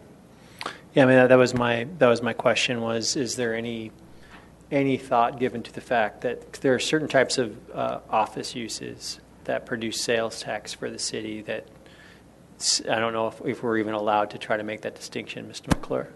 So, I mean, we don't really know when a building is built whether it's going to produce sales tax. I mean, there's no guarantee because it's approved as an office building, and we don't restrict what type of use, whether it's sales tax producing or not. Okay. And they generally produce the same amount of traffic trips. So I don't know how we would even implement that, since there really isn't any way. You approve an office building, and somebody who says they're going to go into the building, they may go out of business, they may move someplace else, it may not be built on time, and so I don't think we can assume that any office is going to necessarily generate sales tax revenue. Don't we zone though for different types of? Not really. I mean, there's no zoning that is tied to sales tax for any particular type of office use. All right, so I guess the example I'm trying to give, like if we're trying to build so there's biotech that produces sales tax, or there's... Some does, some does not. I mean, and it may not produce any sales tax revenue ever if it doesn't really have a product. They may be doing R&D and development, but there's no guarantee that there would be any sales tax revenue. Okay. I was just trying to figure out, for diversification of our base of industry, whether or not that could be something that could be touched by this.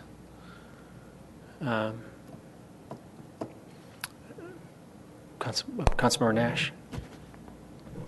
I was just going to say that it was very difficult to try and balance this, and to do that we had to go up on the single family and multifamily, so that it would be a challenge to have more adjustments, but certainly we could. Councilmember Combs. Yeah, thanks. Can you go back to the slide that distinguishes between the subcommittee's recommendation and what staff initially proposed? Yeah, I guess this one. Can't see it.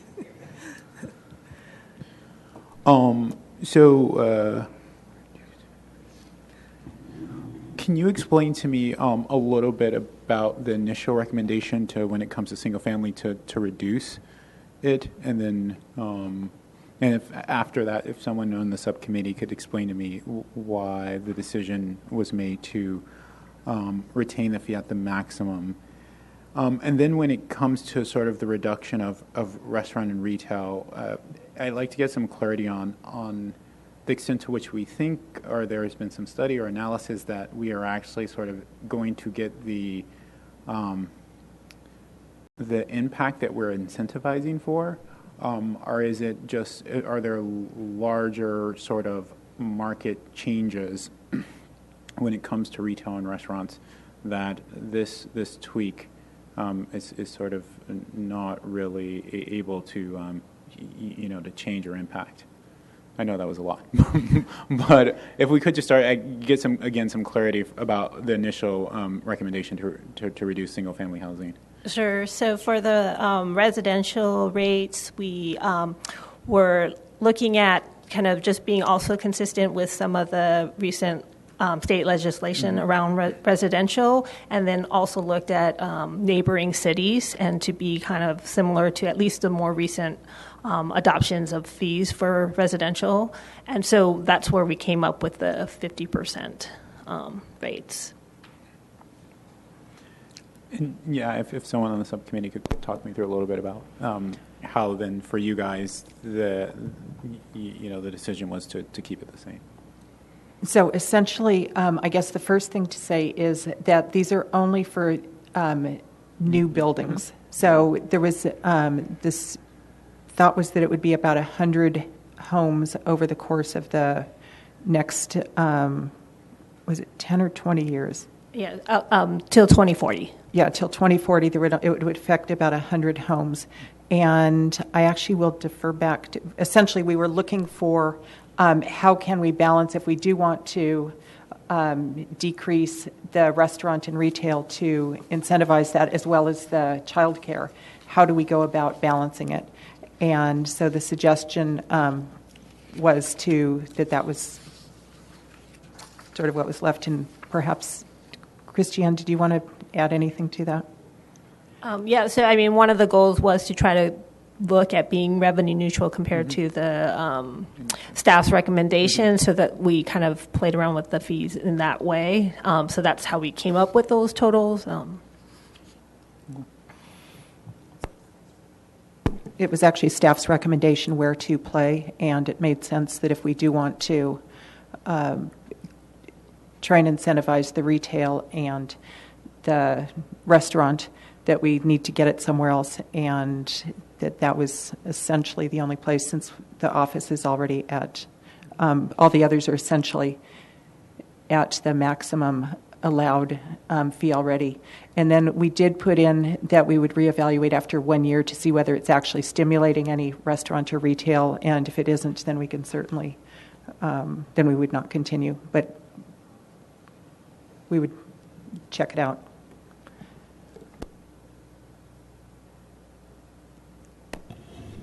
Any other questions? Does someone want to make a motion? I think you need to open the public hearing. Since it's a public. Appreciate that. Boy, kind of in a rush. Just a second.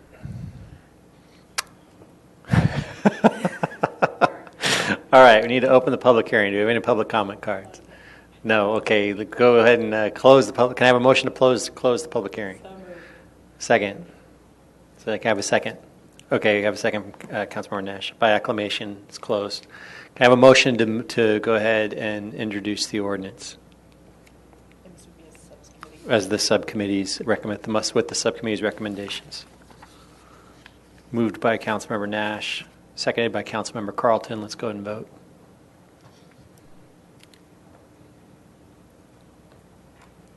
The motion passes unanimously. Thank you for your work. And thank you to the subcommittee for your work as well. Our next item this evening is regular business. Regular business item J1, request for a subdivision ordinance variance to reduce the front setback requirement for a single-family residential lot at 180 Elliott Drive. Our associate planner, Ori Paz, will make the presentation. Good evening. Good evening. Thank you, Mayor Mueller and council members. I'm bringing up the presentation now.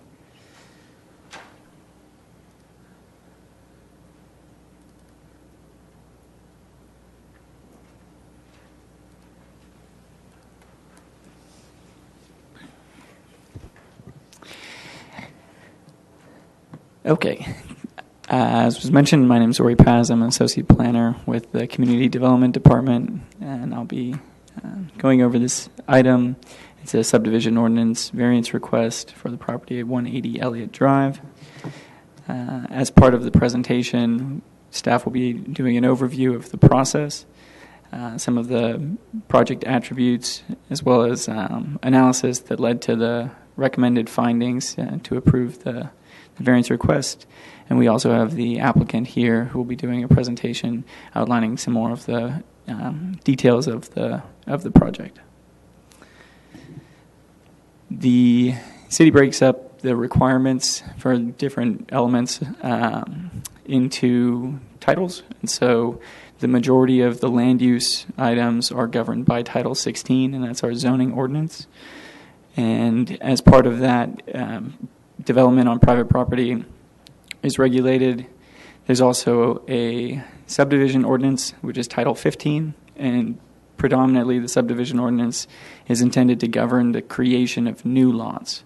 However, there are some provisions within the subdivision ordinance which apply to existing lots, such as the one that we'll be discussing this evening. And in particular, there's a front setback that applies to lots with a curved frontage. There are mechanisms to modify these requirements in both of the titles, and those are known as variances. And typically, variances are heard by the Planning Commission or as the Planning Commission as a recommending body to the council for final action. However, in the subdivision ordinance, the Planning Commission is not set up as a recommending body, and the action falls to the council.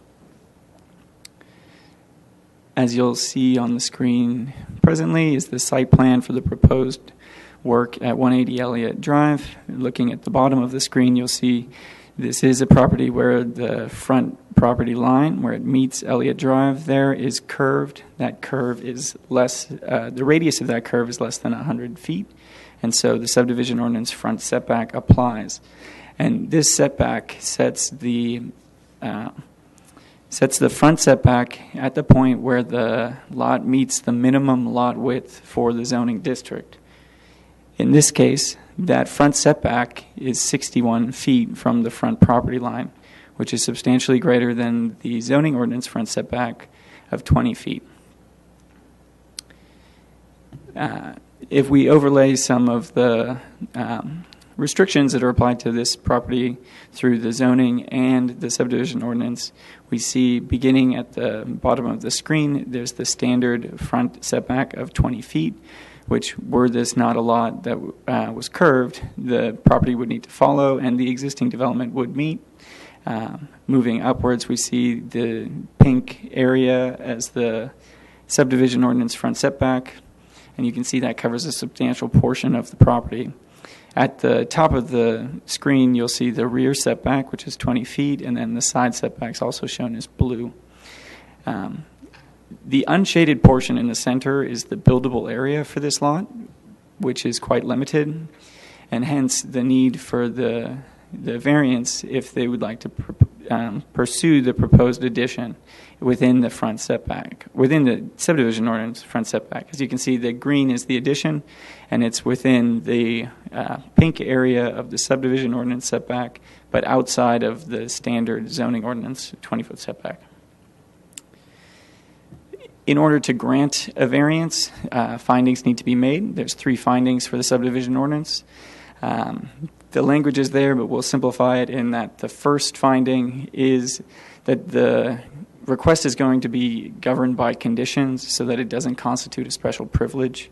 And staff believes that this finding can be made in part due to the fact that the proposal will meet the subdivision or the zoning ordinance development regulations, and there's standard conditions of approval that would apply to this project. Secondly, there needs to be a special circumstance that makes the application of the rules of this title especially onerous and deprives the property of privileges that similar properties would enjoy. And staff believes that the shape of this lot, in concert with the large front setback that would be applied to it, make it so that this finding can be made. And thirdly, it speaks about the variance rather than the language of the title carrying out the intent of the title. And staff finds that the fact that the proposal will meet the development regulations outlined in the zoning, that would follow orderly development and meet this finding. It's due to those findings being met, in addition to kind of the overall proposal, that led to the recommendation that the council approve the variance request and allow the addition within the front setback. We do have the applicant here with some more project details in a presentation as well, and so I'll turn it over to them, and then we are available for questions.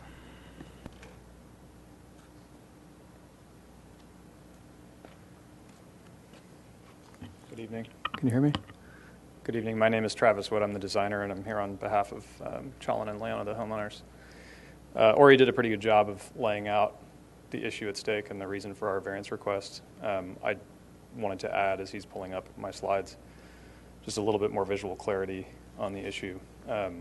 As you can see, that white area in the center of the drawing is the buildable area if there's a strict and literal application of the subdivision ordinance. It results in about 1,200 square feet of buildable area on a lot that technically has a buildable floor area of 2,800 square feet. So it's significantly reduced the opportunity of the homeowner to expand their home. And you can see the dashed outline is the existing outline of is the footprint of the existing home. And so it reduces their opportunity to do much of anything with that house.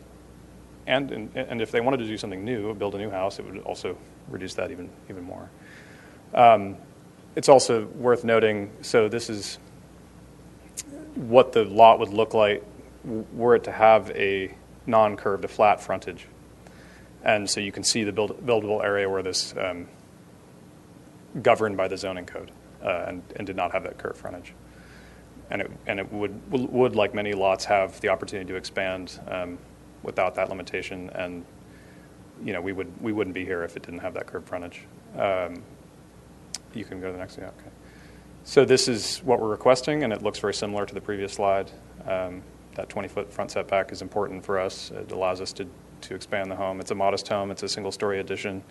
We're not asking for a lot, but enough that the family can, a family of 5 can enjoy a little bit more space and have the same privileges that their neighbors do. That's all I have. Anyone have any questions?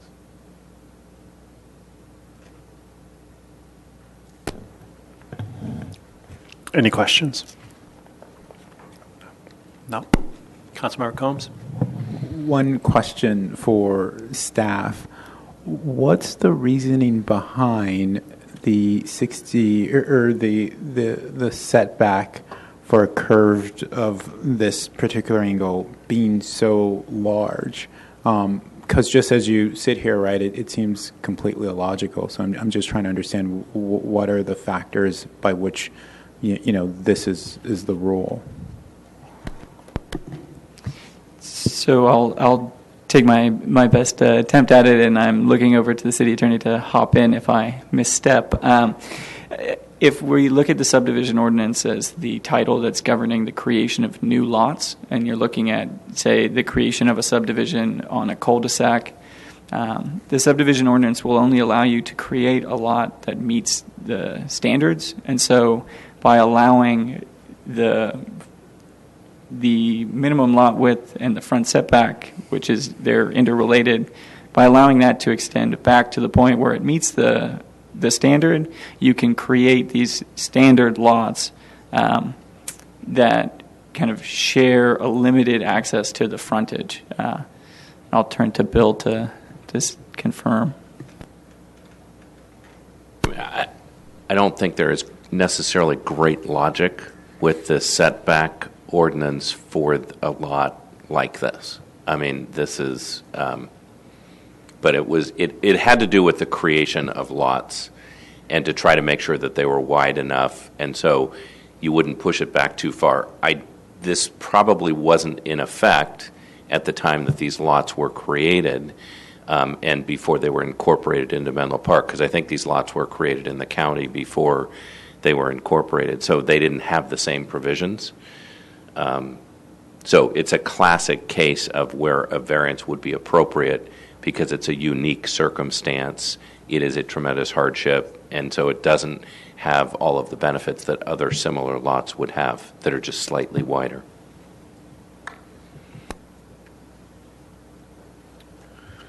Any other questions? Okay, a motion. I was just going to, I haven't heard from any of the neighbors that they're upset about this. Are there comment items? Any public comment? That's what I was asking. Do we have any Oh, yeah. public comment? No, there's no public then comment. It's a no-brainer. All right, so can I have a motion? Motion to accept from Councilmember Nash, seconded by Mayor Pro Tem Taylor. Let's vote. The motion passes unanimously. Congratulations. Thank you.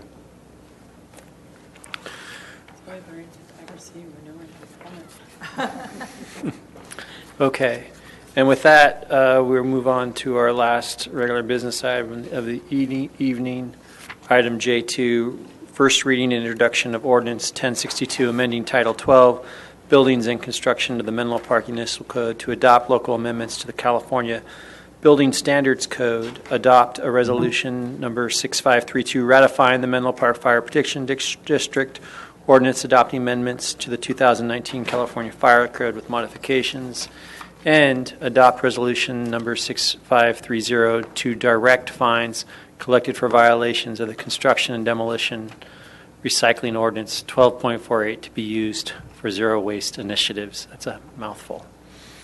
With that, Assistant City Attorney Kara Silver and Assistant Community Development Director Chuck Andrews will make the presentation. Good evening.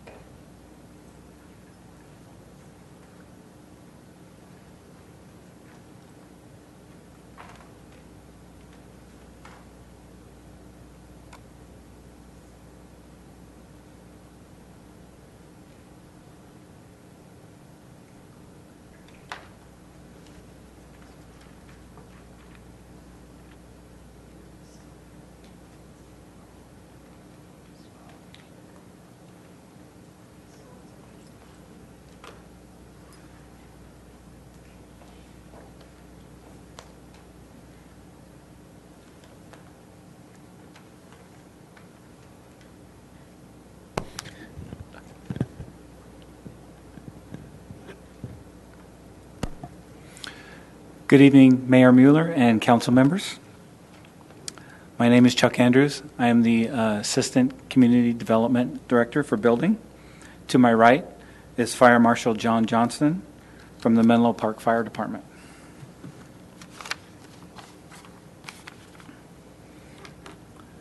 At this time, I would like to introduce to council ordinance number 1062. That's the local amendments. Resolution 6532, ratifying Menlo Park Fire Protection District ordinance, and resolution number 6530, directing fines for C&D violations to zero waste initiatives.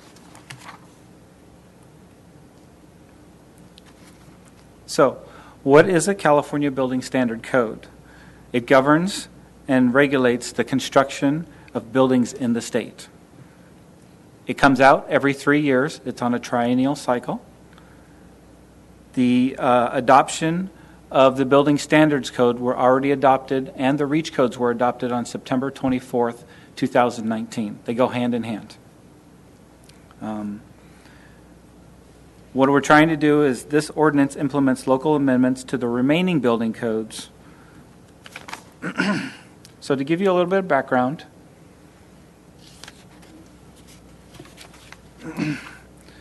the state has codes of regulations. It has 28 titles. Out of those 28 titles, we deal with Title 24, which is the Building Standards Code. It has 12 parts. It's updated every 3 years, and the codes are developed by professional organizations such as IAPMO, ICC, NFPA, other professional organizations. The state considers these recommendations for adoption. And here are the 12 parts of the California Building Standards Code. And here are some of the professional organizations that are associated with the Building Standards Code. Most of these associations are over 100 years old, and they have a lot of clout in making new changes to the code.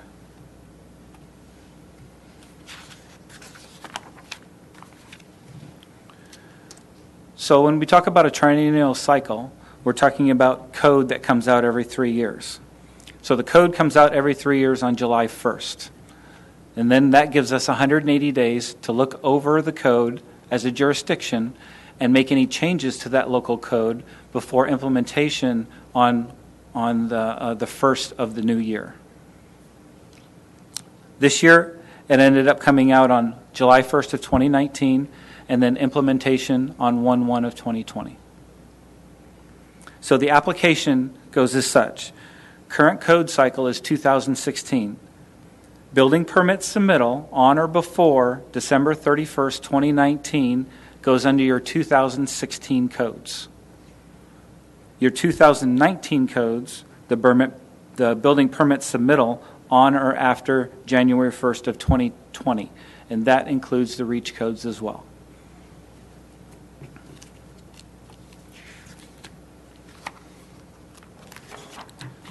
So the Health and Safety Code allows jurisdictions to amend the code to better suit their needs.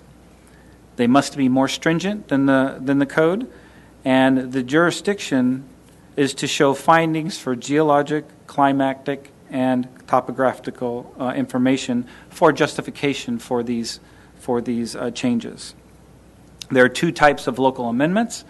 There are local amendments that are carried forward from the previous year, 2016, and then there are local amendments that you change and you adopt those changes along with the carried forward local amendments. So some of the amendments that we need to readopt from the 2016 code cycle are as follows on the screen, and these are readoptions. And so the proposed local amendments that we want to make changes to are as follows.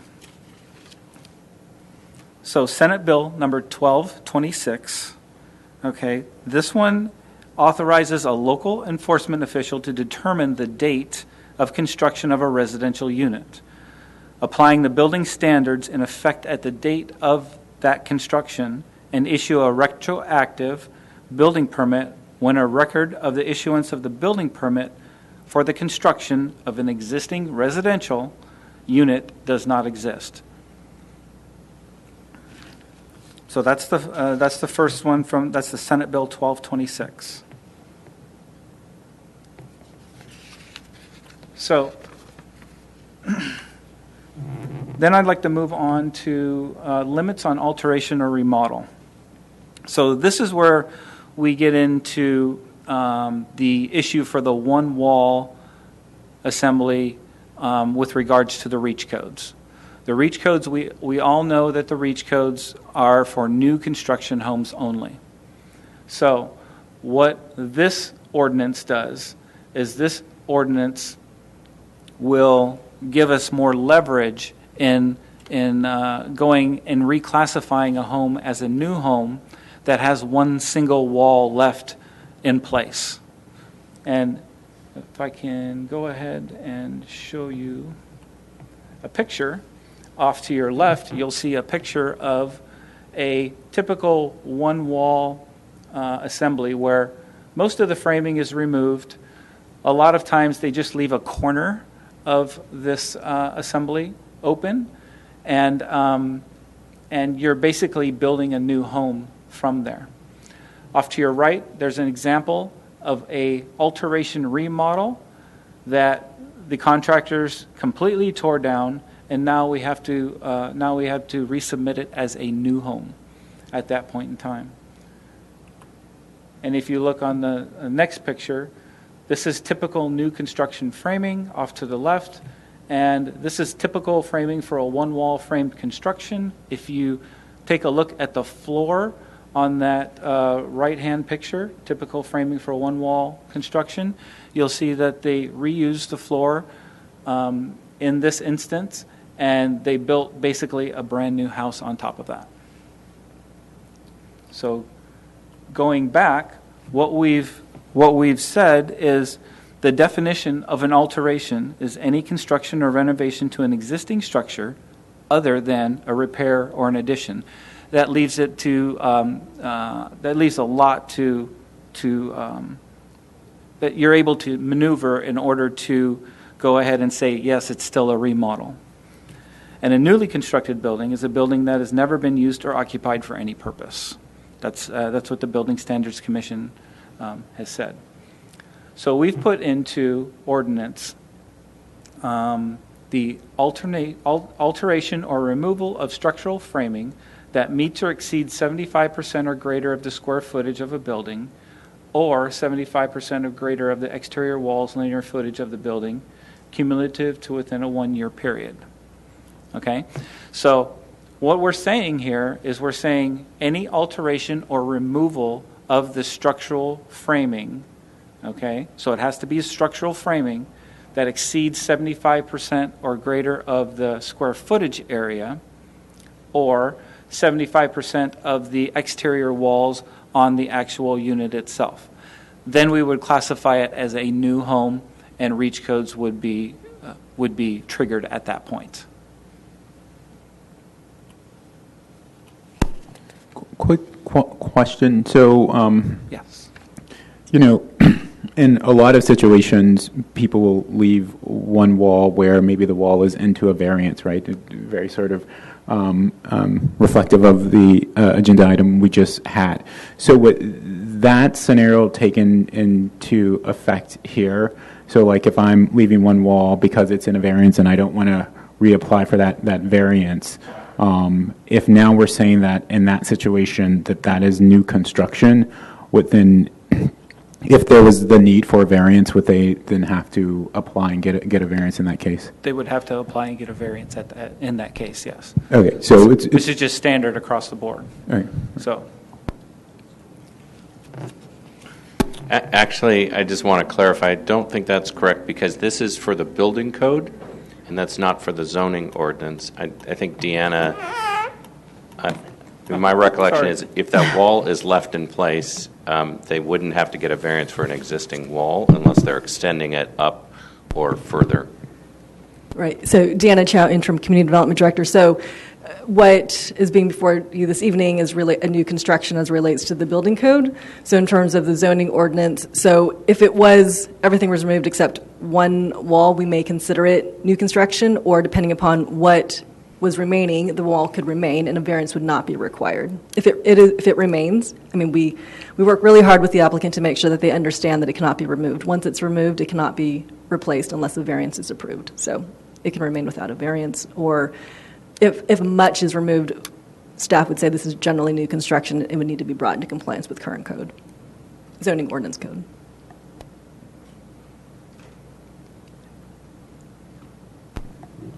Right. Thank you for clarifying that. At what point were you going to bring up what we discussed?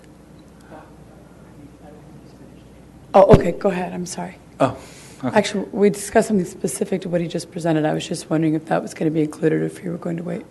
Right. What we had discussed is we had discussed the square footage area, the 75 or greater square footage area. And the second story issue, yeah. And the second story issue as well. So let me just touch on that. If you're going to get to it, I apologize for. That's okay. Go ahead and get to it in your time. I just wanted to ask. That was going to come up. Please carry on. And I'm going to just say to my colleagues, go ahead and ask your questions. You don't have to wait on me to call on you guys the rest of the evening. All right? Just when you feel like it, go ahead and ask. Observe each other with courtesy. But So, okay. So when I talked to Councilmember Carlton today, we had talked about removing the 75% or greater square footage and just leaving the 75% or greater of the exterior wall linear footage, and not including second stories in that footprint as well. And the reason is because if you add the second story, you by default, even if you're not doing anything underneath, by default that becomes part of what's considered. So if somebody builds upon their garage or something like that, it very easily doubles what they're actually doing as it comes forward.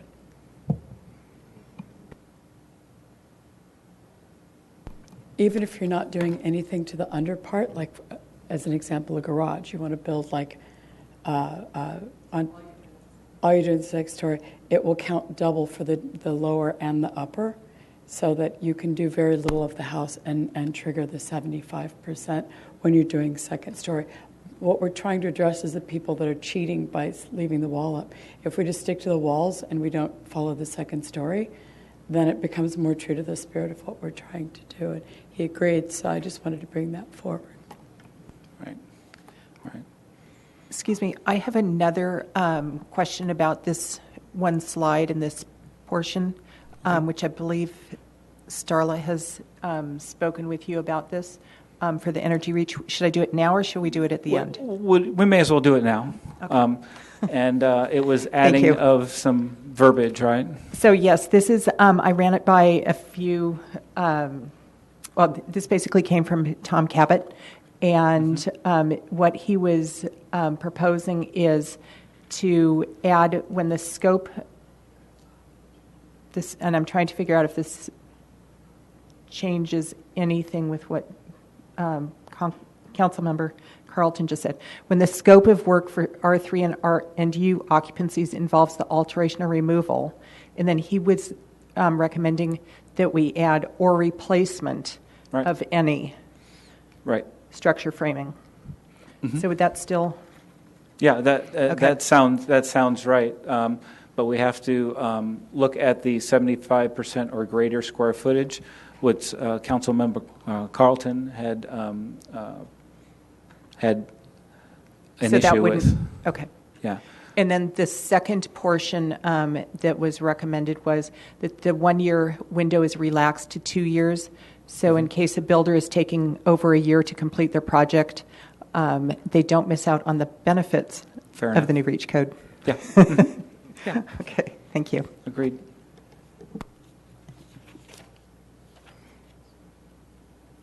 So point of clarification, I thought that 1 year was from at the time it finishes. So if it takes 2 years, it takes 2 years. You still have to wait a year after it finishes before you can do anything else. Is that not the case? So it's cumulative within a 1 year period. Okay, so when the project finishes, okay, then you have a 1 year period, okay, to where if you do another portion of your home, that type of thing, then that's what I thought. The clock starts as soon as you finish. You have to wait till after it's finished. So if it takes them a long time to build, it just takes them a long time to build.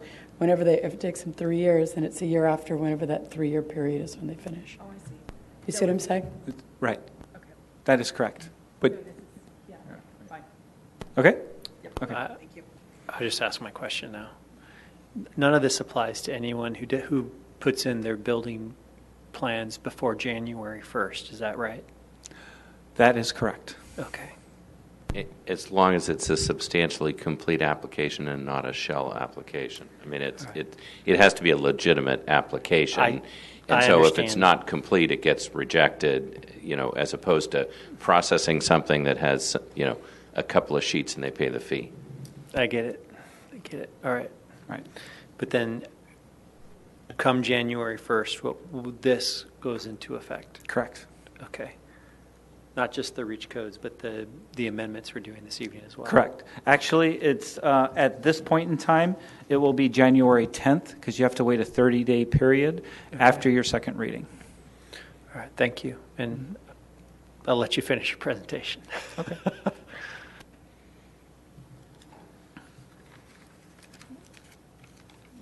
So going on down the list, tiny homes. So tiny homes are,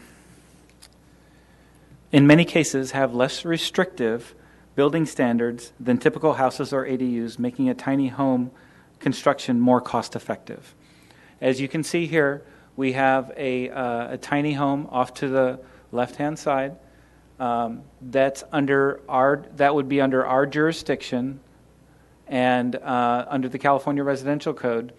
And I just want to be clear that a tiny home on a trailer is called a mobile home, and therefore that is under state jurisdiction. It is not classified as a jurisdictional tiny home.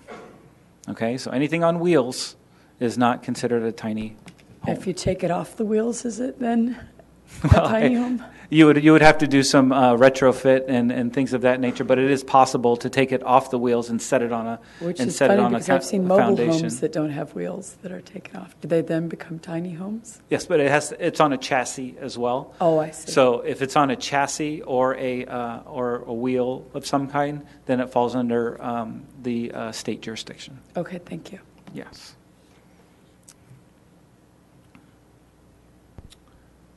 Okay, and standards for address identification. We want to be consistent with emergency services. So the building code has a height requirement of 4 inches. That means your address has to be 4 inches tall and half-inch stroke. So in order to be consistent with emergency services, i.e. police department and fire department, so that they can get to these places, they have their own set of standards for height and stroke of actual numbers and lighted signs, that type of thing. That was all outlined in the 2016 codes, and we just want to go ahead and take that information and put it into our local amendment as well.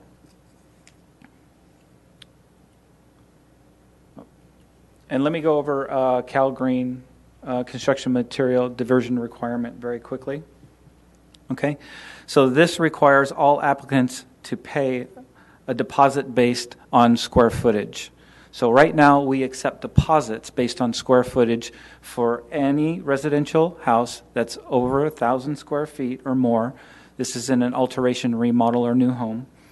And commercial, 5,000 square feet or more. We collect these deposits.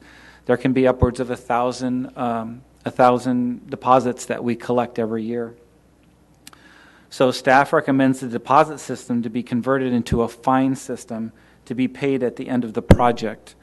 And the reason for this is processing deposits requires 6 staff members from 3 different departments in order to sign off and to manage this deposits and so forth. And so we could save 500 plus hours a year just by going to a fine system versus a deposit system. Now, you'll ask, okay, so what happens to the diversion requirement itself? Everything stays the same. It's calculated the same way. And there's going to be people that don't comply with that diversion requirement. And so about 20% of the contractors do not comply with this diversion requirement, and then we need to take action. So that action would still stay the same, wouldn't require any extra staff in order to do that action, but then we would implement that as a fine instead of a deposit. That way it just alleviates this processing of deposits that requires a lot of staff time to do that. So on the penalties and so forth, we propose to go ahead and collect those fines from that C&D from that C&D fine mechanism to be used for zero waste initiatives. So instead of it going back into the general fund, we would just go ahead and make it for zero waste initiatives to go back into the community and help the community. And then the last item is there was some minor text changes for clarity regarding moving buildings and so forth. They were noted as inspector instead of building official. And those were the extent of the changes. So now I'd like to turn it over to John Johnston. He's Menlo Park Fire, and he can explain to you on the fire side of things. Mayor Mueller and council members, the Menlo Park Fire Protection District Ordinance followed legal proceedings with public hearings of which no public comments were received. The ordinance was adopted and is consistent with the changes and agreements for meetings with the Menlo Park City Council committee members in 2014, was ratified by the council in 2016, and is now before you here in 2019.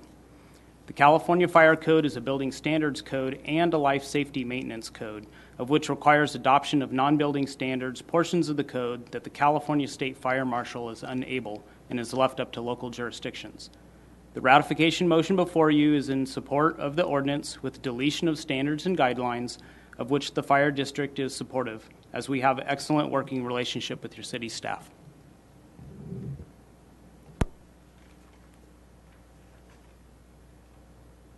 So the next step. Can I jump in there? Sure. Apparently I wasn't as clear as I thought I was, and I apologize for that. The last time we discussed that, I had requested, the last time we approved these, there was the state requirements, and there was the the suggestions of the fire board in addition to that. And then what we approved was somewhere in between the two at the time. When I look at this, I don't know what is the state law that we're requiring, what is the additional things, what are the new things. It's all kind of pushed in together. So the document that was given, again, since the California Fire Code is a building standards and a non-building standard code, it's the one that's unique. There's a lot of stuff that ends up getting added on a local jurisdiction. So the document that I have before you is what we provided to the public for our public hearings and adoption. So the changes that we have is what the Menlo Park Fire District needed to add for us to be able to do the non-building standards items for life safety maintenance. When it comes to the building standards changes, those all remained consistent from the committee that we met in 2014. And so there have been no changes to anything since 2014 and 2016 in regards to the building standard stuff. So with So everything in red is exactly the same as 2016. There's nothing added at all since then. I went through to find what changes I made. The one change that I did is I put an exception for independent solar carports or structures or non-combustible carports or shade structures so that they don't have to have sprinklers. That's the one change that I put in from 2016. Okay. So everything else is consistent. It's not, but we'll get to that. Go ahead. Okay. So in closing, the next step is to introduce the ordinance 1062, local amendments on today's date, and then adopt ordinance 1062 on December 10th, and then the ordinance becomes effective on January 10th, 30 days after the adoption, and to adopt resolution 6532 and ratify the Menlo Park Fire Protection District ordinance, and adopt resolution 6530 directing fines for violations to zero waste initiatives. And that's the end of the presentation. We're here to answer questions. Thank you so much. Do we have any public comment on this item? No, we don't. Okay. We can bring it up for questions. Anyone have any questions? I don't see. Councilmember Nash. I have one question, and that's on basically on Ordinance 1062, page 3, and then also 1062, pages 4 and 5. So it's sections 12.04 and 12.08. What is the there's 13 for 12.04 and 14 for 12. 12.08, is that intended? And it's strictly just to make sure that it's correct. Okay, now I'm at that section, I believe. It's 12.04. 12.04, at the top left, it says ordinance number 1062, page 3, if that helps at all. 1062, page 3. In the header.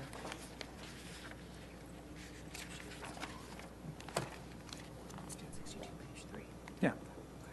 Okay, I'm on that page. So there's 13 items here. Yes. On the next, on page 5, essentially, there's 14 items. It looks like they're identical except for number 14, and I'm wondering if that's intended. That's intended, and the reason... That's all I need to know. Yes. Thank you. And we do have to have oil derricks on there as an exception? Yes, Okay. we do. Thank you. It's in the code. That's all my questions. Yeah. Councilmember Carlton. Okay. This came up 3 years ago, and so I'll bring it up again. It says that detached freestanding water tanks supported directly on a concrete fountain at grade don't need a permit. And I found that the decomposed granite is actually the industry norm, and was wondering why we don't say concrete or decomposed granite. Why do we not include that? Because it's financially a huge difference for people, and we want people to have the rain barrels and the things that are good for the environment, rather than making it more difficult for them. We can definitely evaluate that. If you can look into that, you don't have to answer now because I know I'm surprising you with it.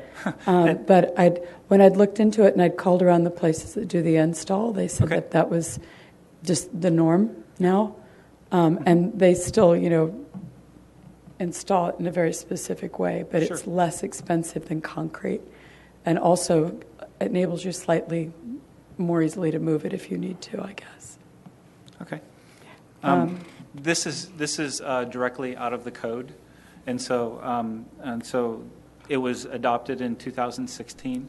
So I was introducing it as a readoption, but I can definitely look into that.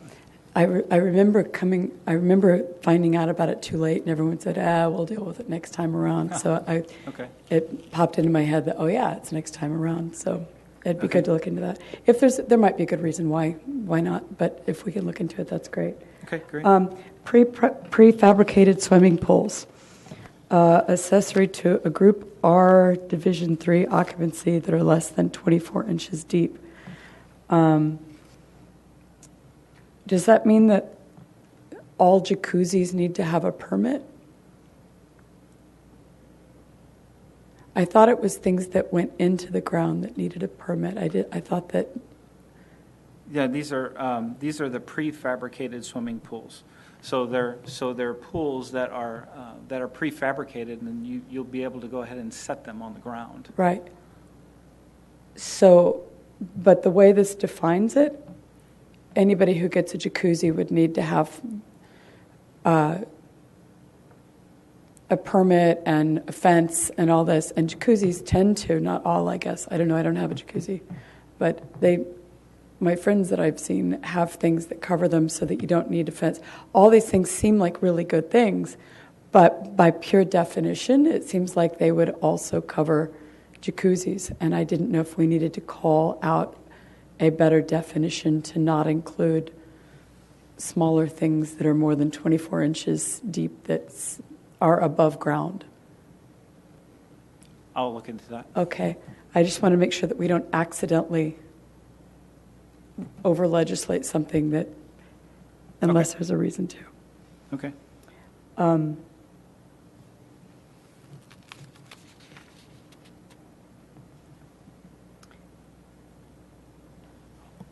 It says, I have a note here. I have so many notes, I don't remember what I was getting at, so thank you for being patient.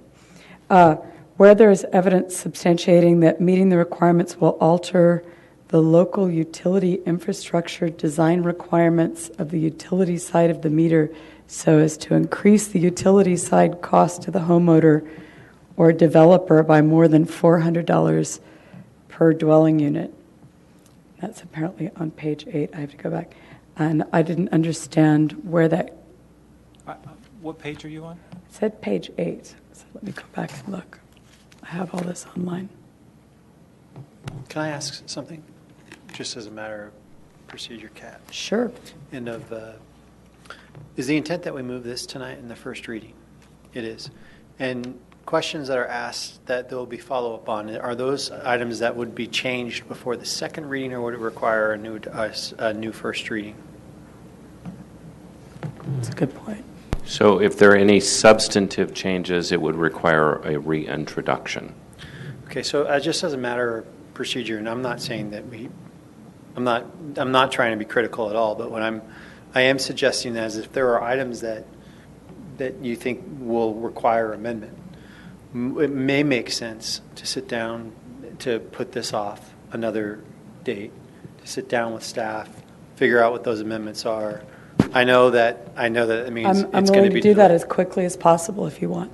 I think that would probably be, because my guess is that what we're going to do is there's going to be a lot of follow-up questions that matter to you, and out of deference to you, I want those answered. I think we probably all do.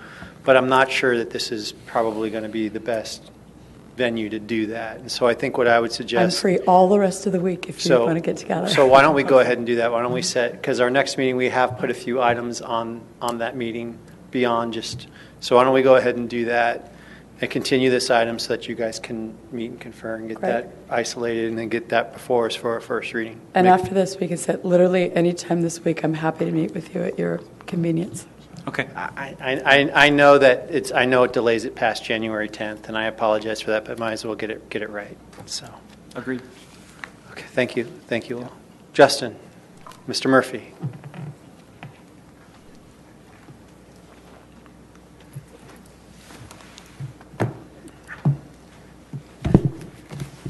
Sorry, it's a little awkward, but we just want to talk through a couple things in terms of the sequencing. So are we talking about that this would come back for the introduction on the December 10th meeting with the adoption on the 17th? And then we just need to make sure that the adoption occurs at a regular meeting, not a special meeting. That's so fine. We're just trying to get a feel for, are we looking to get it adopted this calendar year so it's in place as early as possible in January?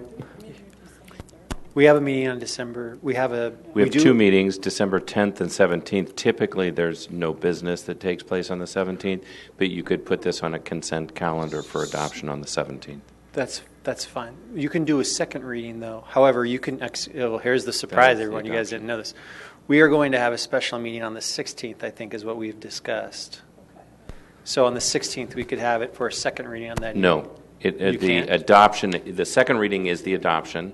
Oh. An ordinance can only be adopted at a regular we can just put meeting. I guess we could put it on the consent calendar. Is that? But I'm going to look over at my colleague, Mayor Pro Tem Taylor, and make sure that's okay. Do you mind? It's fine. Okay, so we'll be fine with it on the consent calendar that evening. So, but we will wrap this up on the 10th. So it's simply a vote that evening. Yeah, so if there are We any do have a questions meeting or Thursday, but it's suggested a language, closed it would be helpful for people to get together with Chuck and go over those with him so that we can have those in the report for that meeting.